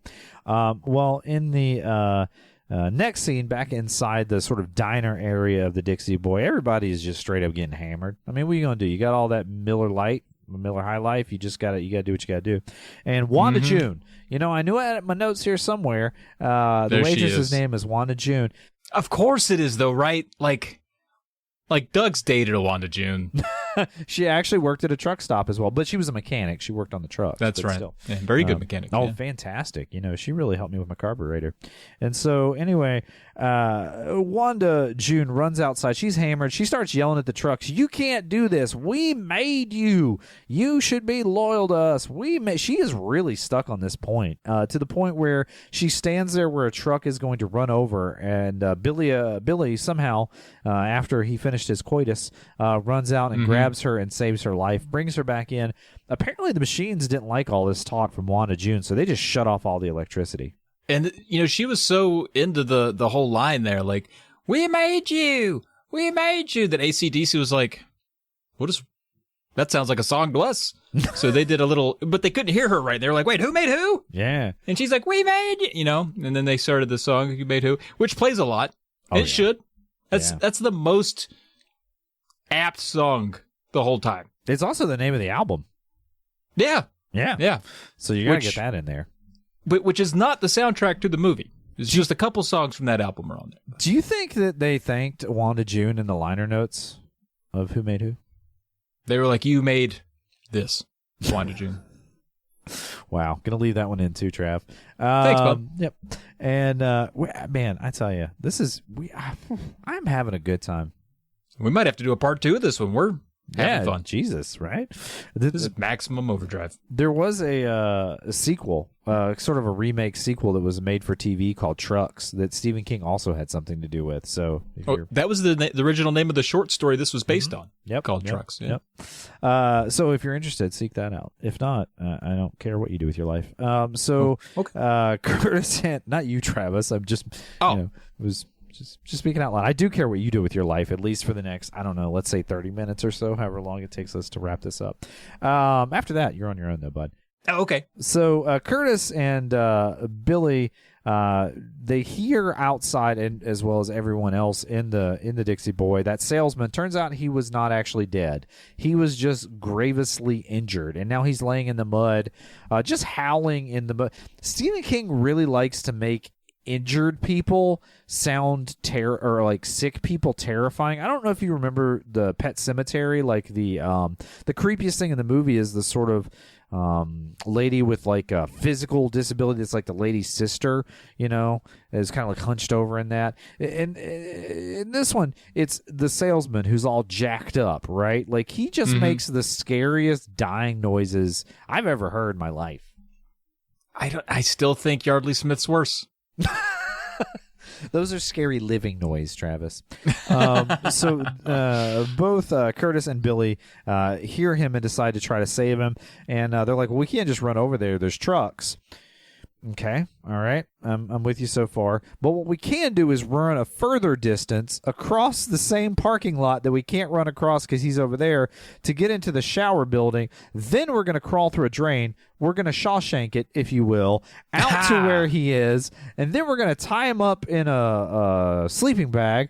And then we're going to somehow pull him back up this drainage pipe, pull him back out of the drain that we crawled into to begin with, which is about 15 feet drop. And then we're going to drag him back across the parking lot that we're too afraid to run through at a shorter distance. That's our plan, Curtis. Let's do this. I say maybe we don't. I think there's a couple other ways we could. You know what? You're right. Let's just do it this way. It elongates the movie to a full 90 minutes. Let me ask you this. What if I bring a rocket launcher with us? Yeah. If you've got one, bring it. Yep, back in. Well, this is exactly what they do. They run across the parking lot that's too dangerous for them to run across. They go into the shower. They Shawshank it through a drain, and they get out there just in time to find Deke, who is like, he stopped at the first drainage pipe, and then he was like, I can't get in. And he's like, I'm going to try a second one. Oh, this one doesn't have a grate on it. So he crawls through this one just in time to find the Bible salesman, sort of half dead, half alive, who straight up Frankenstein's up and grabs him. Is like, save me or I'll kill you, boy. That's not Christ-like. It's not at all. Well, he was resurrected. Honestly, you're right. This guy is Jesus Christ. Okay, I wasn't going that far. I was just pointing out a Christ-like attribute. He's a terrible person. You're hard to read. Yeah, but yeah, that was an attempt at a jump scare there that really just made me belly laugh super hard because He's just lightly tugging on the boy, and the boy's like, quit it. And then Stop. he somehow dies before Billy and Curtis get over there to quote-unquote save Deke. And Deke is still like, I can't get his hand off me. This guy is like Charlton Heston with his rifle with Deke's leg, man. Yeah, and I can't shake how Deke just looks like a really young Tom Brady. He does. He grew up to be the greatest quarterback of all time. You're right. Can you believe it? I can. And what's funny about this, too, is like, obviously Deke is struggling with this dead man on his leg. And Billy and Curtis come out of the pipe, and they see him. They flash him with the flashlight. They talk to each other for about 25 minutes before they decide to go over and help it. Just like, I think that's Deke. Yeah, it is Deke, isn't it? Wait, Curtis, do you know who Deke is? Deke was Duncan's boy. Oh, Duncan? Wait, who's Duncan? Oh, you weren't here before he died. Okay, and it's just like, Jesus, could you just save the kid from the other dead guy? So they do. I mean, you got to be careful. That could have been a little boy truck. You don't know. You got to be careful out here. Yeah, you got to be careful out there. It's in dark. The streets. Yeah, good. So, anyway, between Deke screaming about the dead guy and the two guys talking an incessant amount of time, the trucks overhear him. Turns out truck's going to try him anyway, so it just drives off of the cliff, heads for him. They manage to, just in the nick of time, get back in the drain, Shawshank it back in. As they get back into the shower, Deke's like, hey, quick question. How's my daddy? Y'all seen my dad? Remember my dad? My daddy? Nobody answers his question in the shower. They're like, hey, we got to get back into Dixie Pig. I got a Slim Jim waiting for me. That's like they pretend they didn't hear him. They're like, that's... Everyone's just kind of looking around, taking sips out of their drinks. So they very uncomfortably. One of them, he gets a fedora and takes it off and sort of like rings it in his hands. I don't know where the fedora came from. It's wild. But anyway, they take off running across the parking lot. They get back in the Dixie Boy. Deke reiterates his question. He's like, hey, where's my daddy? And Boss Hogg's like, he got his gut smeared in the parking lot by one of those trucks. He does not soft touch it. Back that down just a little bit. Come on, man. This is a boy. This is a young boy. He just watched his baseball coach get killed by Mountain Dew. Just slightly faster than most people get killed by Mountain Dew, you know. And Britt does not much care for Boss Hogg's handling of the situation, so she slaps him in the face, which is kind of awesome. I was glad he got slapped in the face. Well, back in the Dixie Pig, that's a Stephen King reference. That's the name of a barbecue joint that's, spoiler, full of vampires in a Stephen King book. So there you go. I'm just going to leave that in, even though I said the wrong thing. I will say, I got to admire Deke's, like, resolve. Like, dude, he has had a rough day for a boy. Oh, yeah. All right. He looks like Tom Brady, which I guess not that bad. You could look like Boss Hogg. But next morning, he's like, world's all to hell. I'm 10. I don't have a baseball team or a neighborhood or a dad. I'm not even going to cry. I'm just going to sit here and blow some bubbles. I'm just going to blow some bubbles here in the diner. I'll be all right. He's like, y'all got any of them onion rings? Like, I mean, if everything's going wrong, you still got onion rings? Is it really that bad? It's a good point. Yeah. That is a good point. Well, the next day, everybody's sleeping one off because remember they got hammered for the most part, and a bulldozer and a machine gun cart thing show up. This is my favorite character in the movie. I was calling, instead of machine gun cart, I was calling Machine Gun Kelly, which is my favorite character. This thing's got a lot of personality, but it's a giant like M60 on the back of just this. Just imagine a flatbed golf cart is pretty much what it is. And it pulls up with his bulldozer, and everybody's like, hey, man, what's going on? One dude wakes up. He's got pepperoni on his shirt. One guy he comes rolling out of the arcade like he's got, real purpose in his life, though he doesn't because he's just been staying in this same truck stop. Yeah, he lives in a truck stop. Like, that's not great. Yeah, like 15 years just wondering how things went wrong. Maybe if he'd not try to be so funny in class and maybe paid attention a little bit more and, was nicer to people and, followed through more and just did like 20% more of anything, he wouldn't have ended up in some 2-bit podcast talking about Stephen King movie. Are you okay, bud? Yeah, we're good. All right. So anyway, dude comes rolling out of the arcade like he's hot and bothered, and we have discovered the machines have, along with Machine Gun Kelly, have gotten a plan together to communicate with the humans because they need something from them. What's that plan, you ask? Well, the bulldozer, to get everyone's attention, pushes a car into the Dixie Boy, kind of gets everybody jolt. They're paying attention. And then what's his name? Bubba Hendershot's like, all right, you want to mess with me? I'm going to get serious now. Dude, you've already shot a rocket launcher 6 times. Does it get more serious than that? It does, apparently. He fires a rocket launcher inside the building. All right. Yeah. Bold choice. Well, from inside the building. Yeah, from inside the building. Excuse me. Yeah. He blows up the bulldozer and then just stands there smiling as the machine gun just shoots him dead. Yeah. He stood there for way too long. You got to know. You got to know. You got to know. Maybe he just felt bad about all those time cards he'd been forging all these years.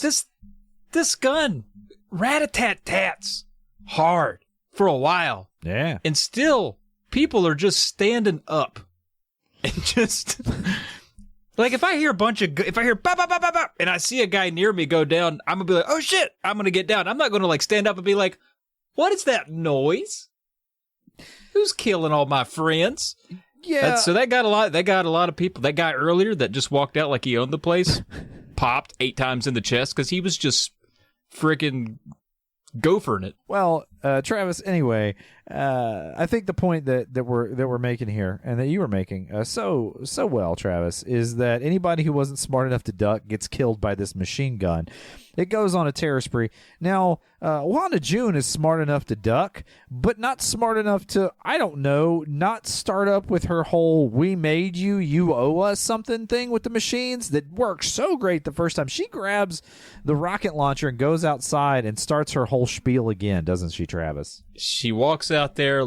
She kind of looks like she's wearing her truck stop get up, but she looks like a crazy nurse walking out of the hospital. Reminds me of that scene from like the Arkham Knight or whatever. And she's got that rocket launcher. She's like, "We made you!" And then she ruins a goddamn Miller Lite truck, which upset me. I said, "No, not that one." And she dies. You should mention she got gunned to death by the machine gun. No surprise there. Yeah, ruins a Miller Lite truck and dies looking somewhat satisfied with herself, which we can all hope so much for ourselves.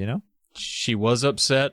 She went full Karen on those trucks, and she got hers. But I think she also inflicted a little damage on the other team. Granted, it was against an innocent Miller Lite truck that was just hanging out. She is dead, and the machine gun stops firing. Everybody's sort of looking around like, dang, what's going to happen? Let's all just line up in front of the window again. That's a good idea. I was like, are you kidding me? Did we not just watch the same 18 seconds ago of movie? It hadn't been a full minute. Also, now this is like where every kid in the 80s was the best Boy Scout. Oh, yeah. If you're any kid in an 80s movie they know the constellations, they know Morse code, they can hotwire a car, and this kid's no different. He hears a few beeps. They can do open heart surgery. This kid hears a few beeps. He's like, "Hush! Y'all hear that? Oh, that's Morse code. Give me a pen. I got to write this down." Come on. That's right. Machine Gun Kelly is beeping its horn to communicate through Morse code. That was its plan all along. Get their attention and then start communicating.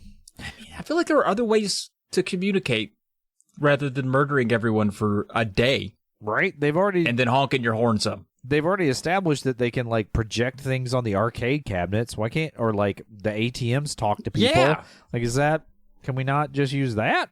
That's way easier than Morse code. Yeah. You're kind of taking a leap. You're like, well, I hope somebody in there knows Morse code. Well, you know hope what? Somebody in there knows something inherent to your planet, by the way, because we're aliens. Travis, don't spoiler it. How do we know it's Morse code? How do they know Morse code? I don't understand. Yeah. Well, I'm mad. I'm getting mad. It's a military vehicle. Easy, Wanda June. Easy. Shh. Sun's getting low, big fella. Sun's getting low. Now, Machine Gun Kelly, it turns out it works. He runs a gambit here with the Morse code. It works. And Deke manages, of course, as you mentioned, he had a merit badge in Morse code.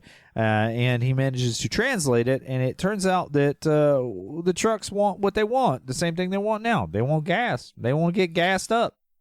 For what reason? Just to circle the parking lot for 9 hours? Pretty much, yeah. I mean, they've been having a good time. Look, dude, when you have had somebody just riding your back all the time, picking everything you do, everywhere you go, and suddenly you get a little bit of freedom just to drive around in a circle if you want to, who wouldn't take that, Travis?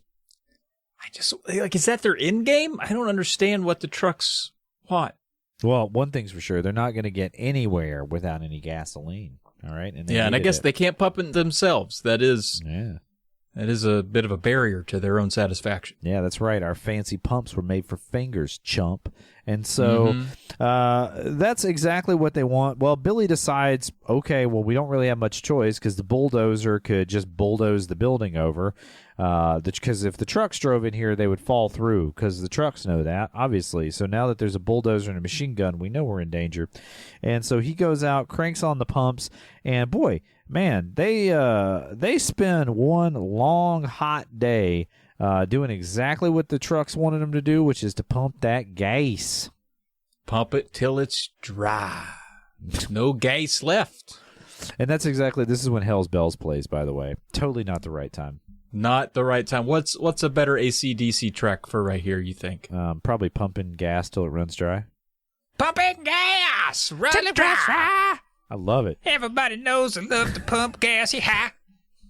That's really good, man. We should. Thanks. That's a very good rendition of that hit song by them from 1994. Well, yeah, exactly what you said, Travis. It's a long, hot day. Then the pumps run out. Hey, not to worry, though. One of the trucks, it's carrying gas. So what? Oh, come on. Yeah, egg on my face for saying that these things weren't carrying a load because this was carrying a load. And so it pushes Emilio Estevez's Billy over to the tank where you actually fill up the trucks. And he plugs it up. He puts the hose in the hole, if you know what I mean. It literally pushes him too. Like I thought that was kind of silly. Like he's in like a chest bump match with a truck. Yeah, like you're not gonna win that one, bud. But he does somehow.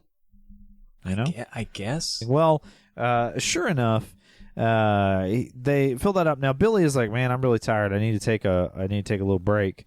And he does take that little break, and while he does, he kind of comes up with a plan, all right, a little escape plan. And what his plan is he gets a grenade, all right? You need to know that. He has a grenade. And so he strolls up to our Picket Bug. You know who our Picket Bug is? No, Kev, what is that? He's just a dude in the movie. Is that guy's name? Generic dude in the movie. His name's R. Picket Bug. Fantastic name. Needed more content from R. Picket Bug. And so he's like, hey, come walk with me back into the Dixie Boy. And he's like, hey, man, I'm about to do some real dumb all right, I'm about to do this, and I need you to play along. And of course, our Picket Bug, he's a good guy. He's like, all right, man, I got you. I can do that. And so what they do is they kind of casually walk by Machine Gun Kelly, and then he just flips the machine gun around in like a whipping circular path and throws the grenade on there, and then they both just take off running. Like, dude, seriously, an 8-year-old could have come up with this plan. I don't even think that was a plan. That's just a thing he did. That's not... No one's ever planned that. That's not a plan. Well, they somehow get back to that Shawshank drain, and they climb out. Now, Lisa Simpson, Yeardley Smith, of course she's going to complain. She's not going to want to go down. Oh, I actually did miss a really stupid monologue that I'd like to go back to. Billy, while he's resting up from his heat stroke, he's like... Oh, is this where he's getting a sponge bath? Yeah, where he's getting like a light sponge bath from Britt. Yeah. Ride or die. You know what I'm saying? That's I really appreciate that. But he's like, yeah, the meteor and all this these machines, it's aliens. This is their broom. They're trying to sweep us away. It's a broom. And you're like, dude, this is not as clever as you think it is, but we're going to go with it. I remember that scene, and I never stopped thinking about it because I don't know what it means. I mean, like clean sweep, you know? Just this is their broom. Yeah. Like, what part? It's probably the sweeping part. This is the sweeping part. The sweep. What is that part even called? Do we even bristles. know? I think it's called the bristles. That's the okay. All right. Well, this is their bristles. Yeah. At Brian's house, it's called the Brizzles. Ah. Yeah. It's cute. I hate it. I hate it. I hate everything about myself. Moving on. As all the trucks are mad about what happened to Machine Gun Kelly, the former residents of the Dixie Boy are Shawshanking their way out of the drain. And then they kind of just turn around and just watch all of the pandemonium and destruction of the Dixie Boy, because of course you will. I mean, that seems awesome. The biggest destruction, of course, is the truck that was carrying oxygen crashes into the building and springs a leak, and dude, this whole place just boom blows up. Yep, it's nice. I also like how everyone made it out with their own gun too. That's the sign of a good Southern gas station, when everyone can hold up there. All the survivors get a free gun. That's a good deal. That's why the zombie apocalypse makes no apocalypse makes there you go again. Thanks, man. Makes no sense in the South, because it's just like you're just gonna go to the local truck stop and just take them all out anyway, you know? Yeah, it's true. But it is a sight to behold. This is the other remaining. What was left of the budget was spent on that one shot of a big boom. Yeah, man. Well, it's pretty awesome, so I'm grateful for it. Well, the survivors flee after taking their gander at the carnage. They make it up the road. Now they're heading to the marina. We know sort of that's the plan, because that was Billy's plan, though nobody expressly says it. Although they do pass a sign that says this way to the marina. Well, they end up at a burger place, and the drive-through just starts talking and saying, "Humans here, humans here, humans here." Now, I just want to point out that they gave Deke a machine gun. Awesome, first of all. And his underage self walks up carrying a machine gun and just obliterates the drive-through box of this burger joint. And another example of how the aliens can communicate via way better methods than randomly honking Morse code at people. Yeah, how does that? How did it do that? You know, how did it articulate the words? Because if machine wise, right, a speaker is just conveying what you say. So how did it create a voice and the words? I'm chasing it a little bit. Unless it was a soundboard maybe or something was going. I don't know. So this burger joint has a soundboard that says "humans here, humans here." Wasn't my best spackle attempt, but yeah, I don't know. I have no idea. It's I tell you what it is. It's horse shit. That's. I thought you were going to say Comet Magic. It's just Comet Magic. Oh, it's Comet Magic, I mean. Yeah, absolutely. Well, he shoots this sign, and he makes way more noise blowing this sign up than it would actually make if it was just talking as loud as it could. And that attracts, Travis, the ice cream truck of death. Yeah. Well, you're hoping it's going to be pretty cool, but it ends up, they shoot it. Yeah, I mean, it does blow up. I mean, that's pretty awesome. That part is cool. Yeah. That part is cool. But I don't know what I was expecting here, but I feel like I needed a little more from that ice cream truck. It just comes puttering down the lane and gets destroyed. I wanted something cool to happen. Me of, and I think I've talked about this before, how Robert Muldoon is the biggest letdown in Jurassic Park, because he's built up to be this just bad mamma jammer game warden, and he just gets killed in 2 seconds by the first Velociraptor. This ice cream truck is built up almost, because it's got a scarier first appearance in the Green Goblin truck, and it don't do nothing. It just gets blown up. It's a total letdown. What are you going to do?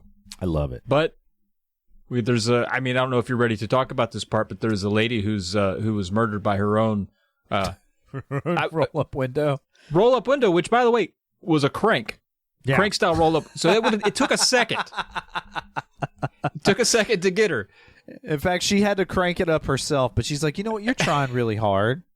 I believe in you, And so they make it to the marina. There's a lady who has gotten her head trapped in her car window. And but she cranked herself. And she's wearing some piece of costume jewelry, which it just looks like the most oh, this is the shiny rich lady ring. And Kurt, not Kurt. One of the other survivors is man, I gotta get that sweet ring. And so he's doing that, and he just all of a sudden turns around and the Green Goblin truck is there. How did it get there? I don't know how they keep sneaking trucks. I don't understand it. I don't know if that's part of the Goblin magic or whatever, but it's like they're wearing socks. You can't hear the things coming. Well, his sin was greed, Travis, so he should not have tried to get that ring, and then he gets splattered by the Green Goblin's truck. But it's the Green Goblin's last hurrah, because Billy, man, he brought one of them rocket launchers, and he hits that thing. It is kind of awesome because he hits it the first time, and it just comes rolling through with the red eyes on the front of the truck lit up, and flames are everywhere. I was like, man, that's an AC/DC song right there. Yeah, that was awesome. Yeah. I mean, the last couple explosions are pretty cool. It all really boils down to the end to, like, if this gas station didn't have rocket launchers, different movie. Different movie entirely. Well, they blow up the Green Goblin truck. They get on the sailboat. We find out that the Russians with a space laser blow up the alien spaceship that's causing all this to happen. And all of the survivors from the Dixie Boy, you know what they do? They survive. It's also, yeah, that's another weird ending that was like, and in the end, thank God for the Russians. You know what it reminds me of is how, like, China changes the ending to movies. You know, if they don't like what happens at the end of the movie, and it's just a title card saying, like, well, the bad guys were arrested for their crimes and everything worked out okay. That's exactly what, this is like the Chinese ending to this movie, but just the regular. Yeah, approximately 6 days later, the Earth passed beyond the tail of Ray M, exactly as predicted. And all was good. That's it. Done. Exactly Done. 8 days or something, and some seconds, and 2 minutes. Yeah. And whatnot. And Britt and Billy get married and have babies. Oh, is that true? I think so. Great. Yeah. Well, Travis, man, that's it, dude. We did it. We nailed Maximum Overdrive. I mean, it doesn't get better than that. We did something. And I got to be honest, now that I've kind of seen it 4 times, I think I'm good forever. I think I'm good. No, dude. This is a once-a-year watch for me. Like, I want to watch this Really? movie at least once a year. Yeah. Every time I watch it, I find something I like more in it. There's no way. I'm done. I'm tapping out. Well, man, who cares what we think? What about some of those post-credit reviews? Oh, you want some of those? Because I got them. do. Here we go. Slap them on me. All right, we got 4 stars from a one Sweeney Tom. All right, this is way back in 2018, Kevin, about 6 years ago. Dang. This person says, this is one of the funniest, stupidest things I've ever seen. Not scary at all. Not a genuinely good Stephen King adaptation at all. Doesn't even hold up well with what little acting effort is showcased. But so entertaining, I just couldn't care less about any of it. Exactly. This Sweeney, was it Sweeney Todd? Tom. Sweeney Tom, he gets it. He gets why this movie it's one of those so bad is good movies. Like, and it's so fun. Like, how can you not have fun watching this movie, Travis? Yeah, I mean, it's fun with a bud. I'm not going to be putting it on by myself. I'm not going to curl up on the couch and be like, I need a little Maximum Overdrive. I'm not going to do that. That's I see you in your nice, like, Snuggie. All right, you got a little cup of hot cocoa. All right, you got that new analog pocket, you know, and you're going to kind of jam on that bad boy, drink your cocoa, and watch a little Maximum Overdrive. You tell me that's not a good Friday night?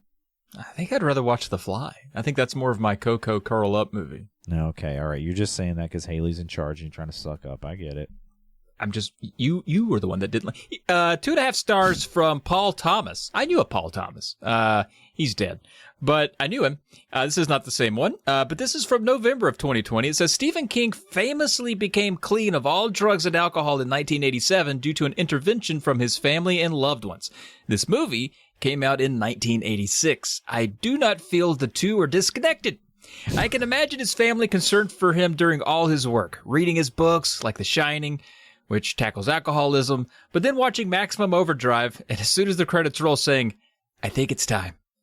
Extra points, though, for hearing Lisa Simpson randomly screaming in this movie. I disagree. If Stephen King was my friend or family and I watched this, I'd be like, man, get this guy some more cocaine because this is just awesome. Yeah, I guess. I guess more cocaine could have made it even better. 3 stars here from Liz. This is July of 2019. Liz says, all those rigs and not a single pair of truck nuts. And I thought that was an astute observation, Kev. I was like, you're right.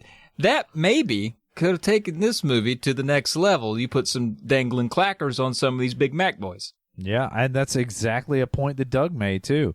Like we weren't even 25 minutes in this movie. He's like, I ain't seen not one set of truck nuts, and I was like, well, Uncle Doug, that's more of a modern thing.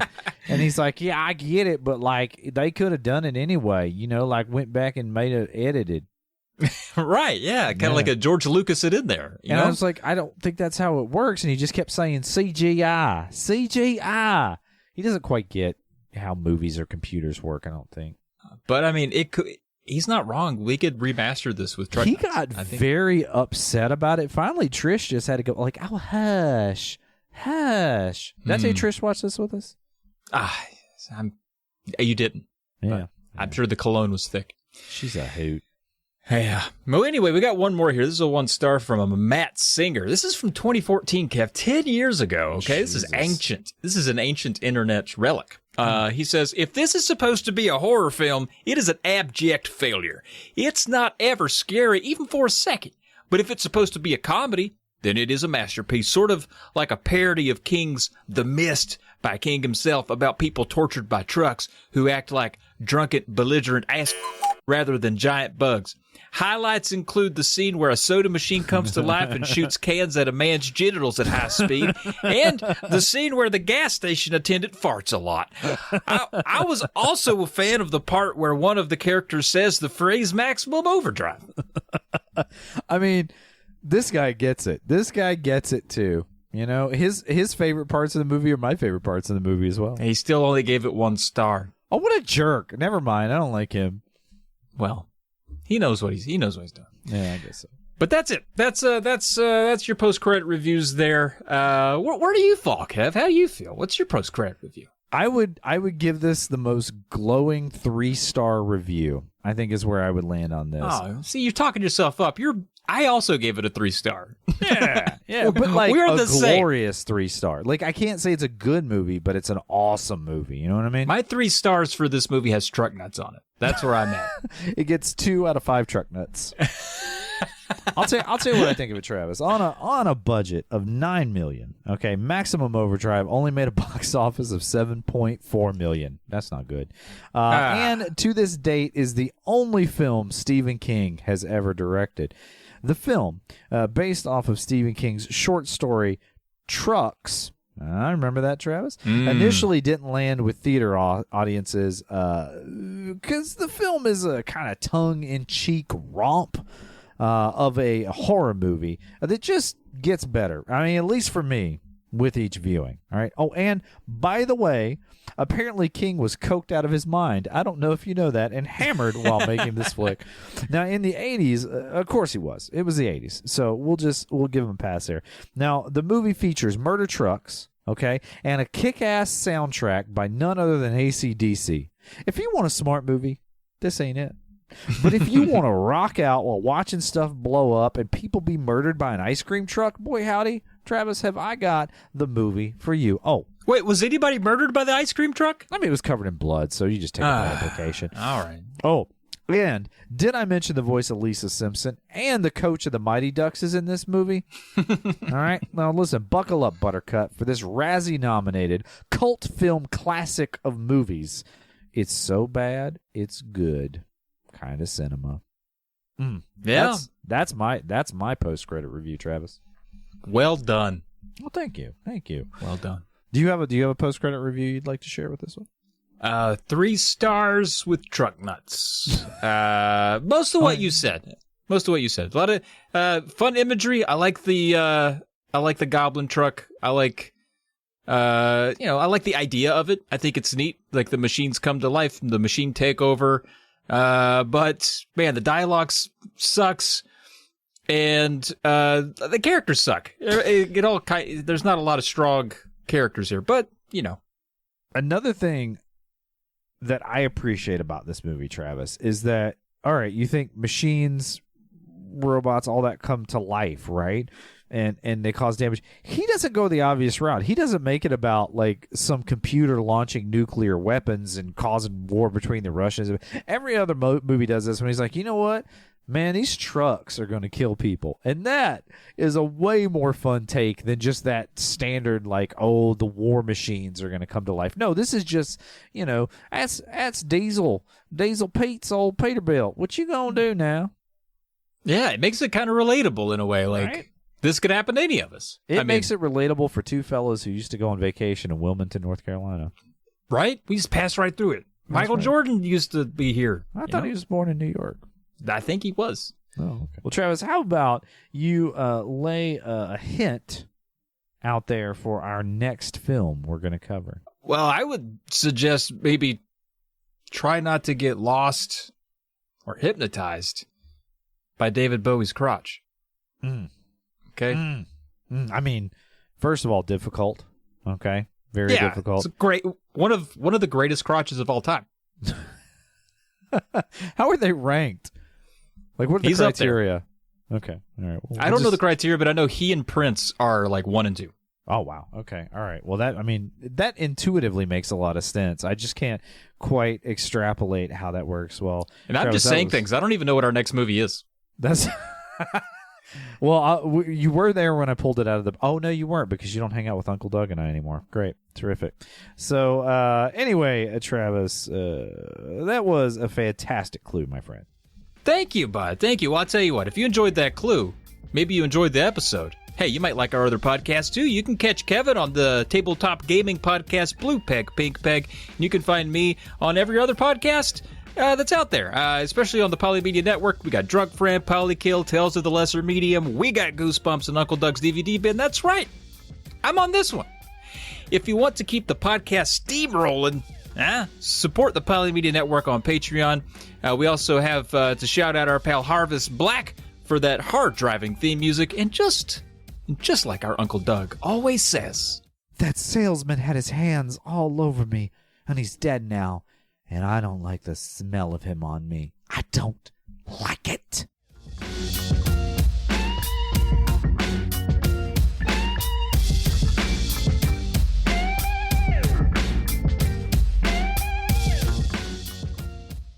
Three, 2, 1, Doug!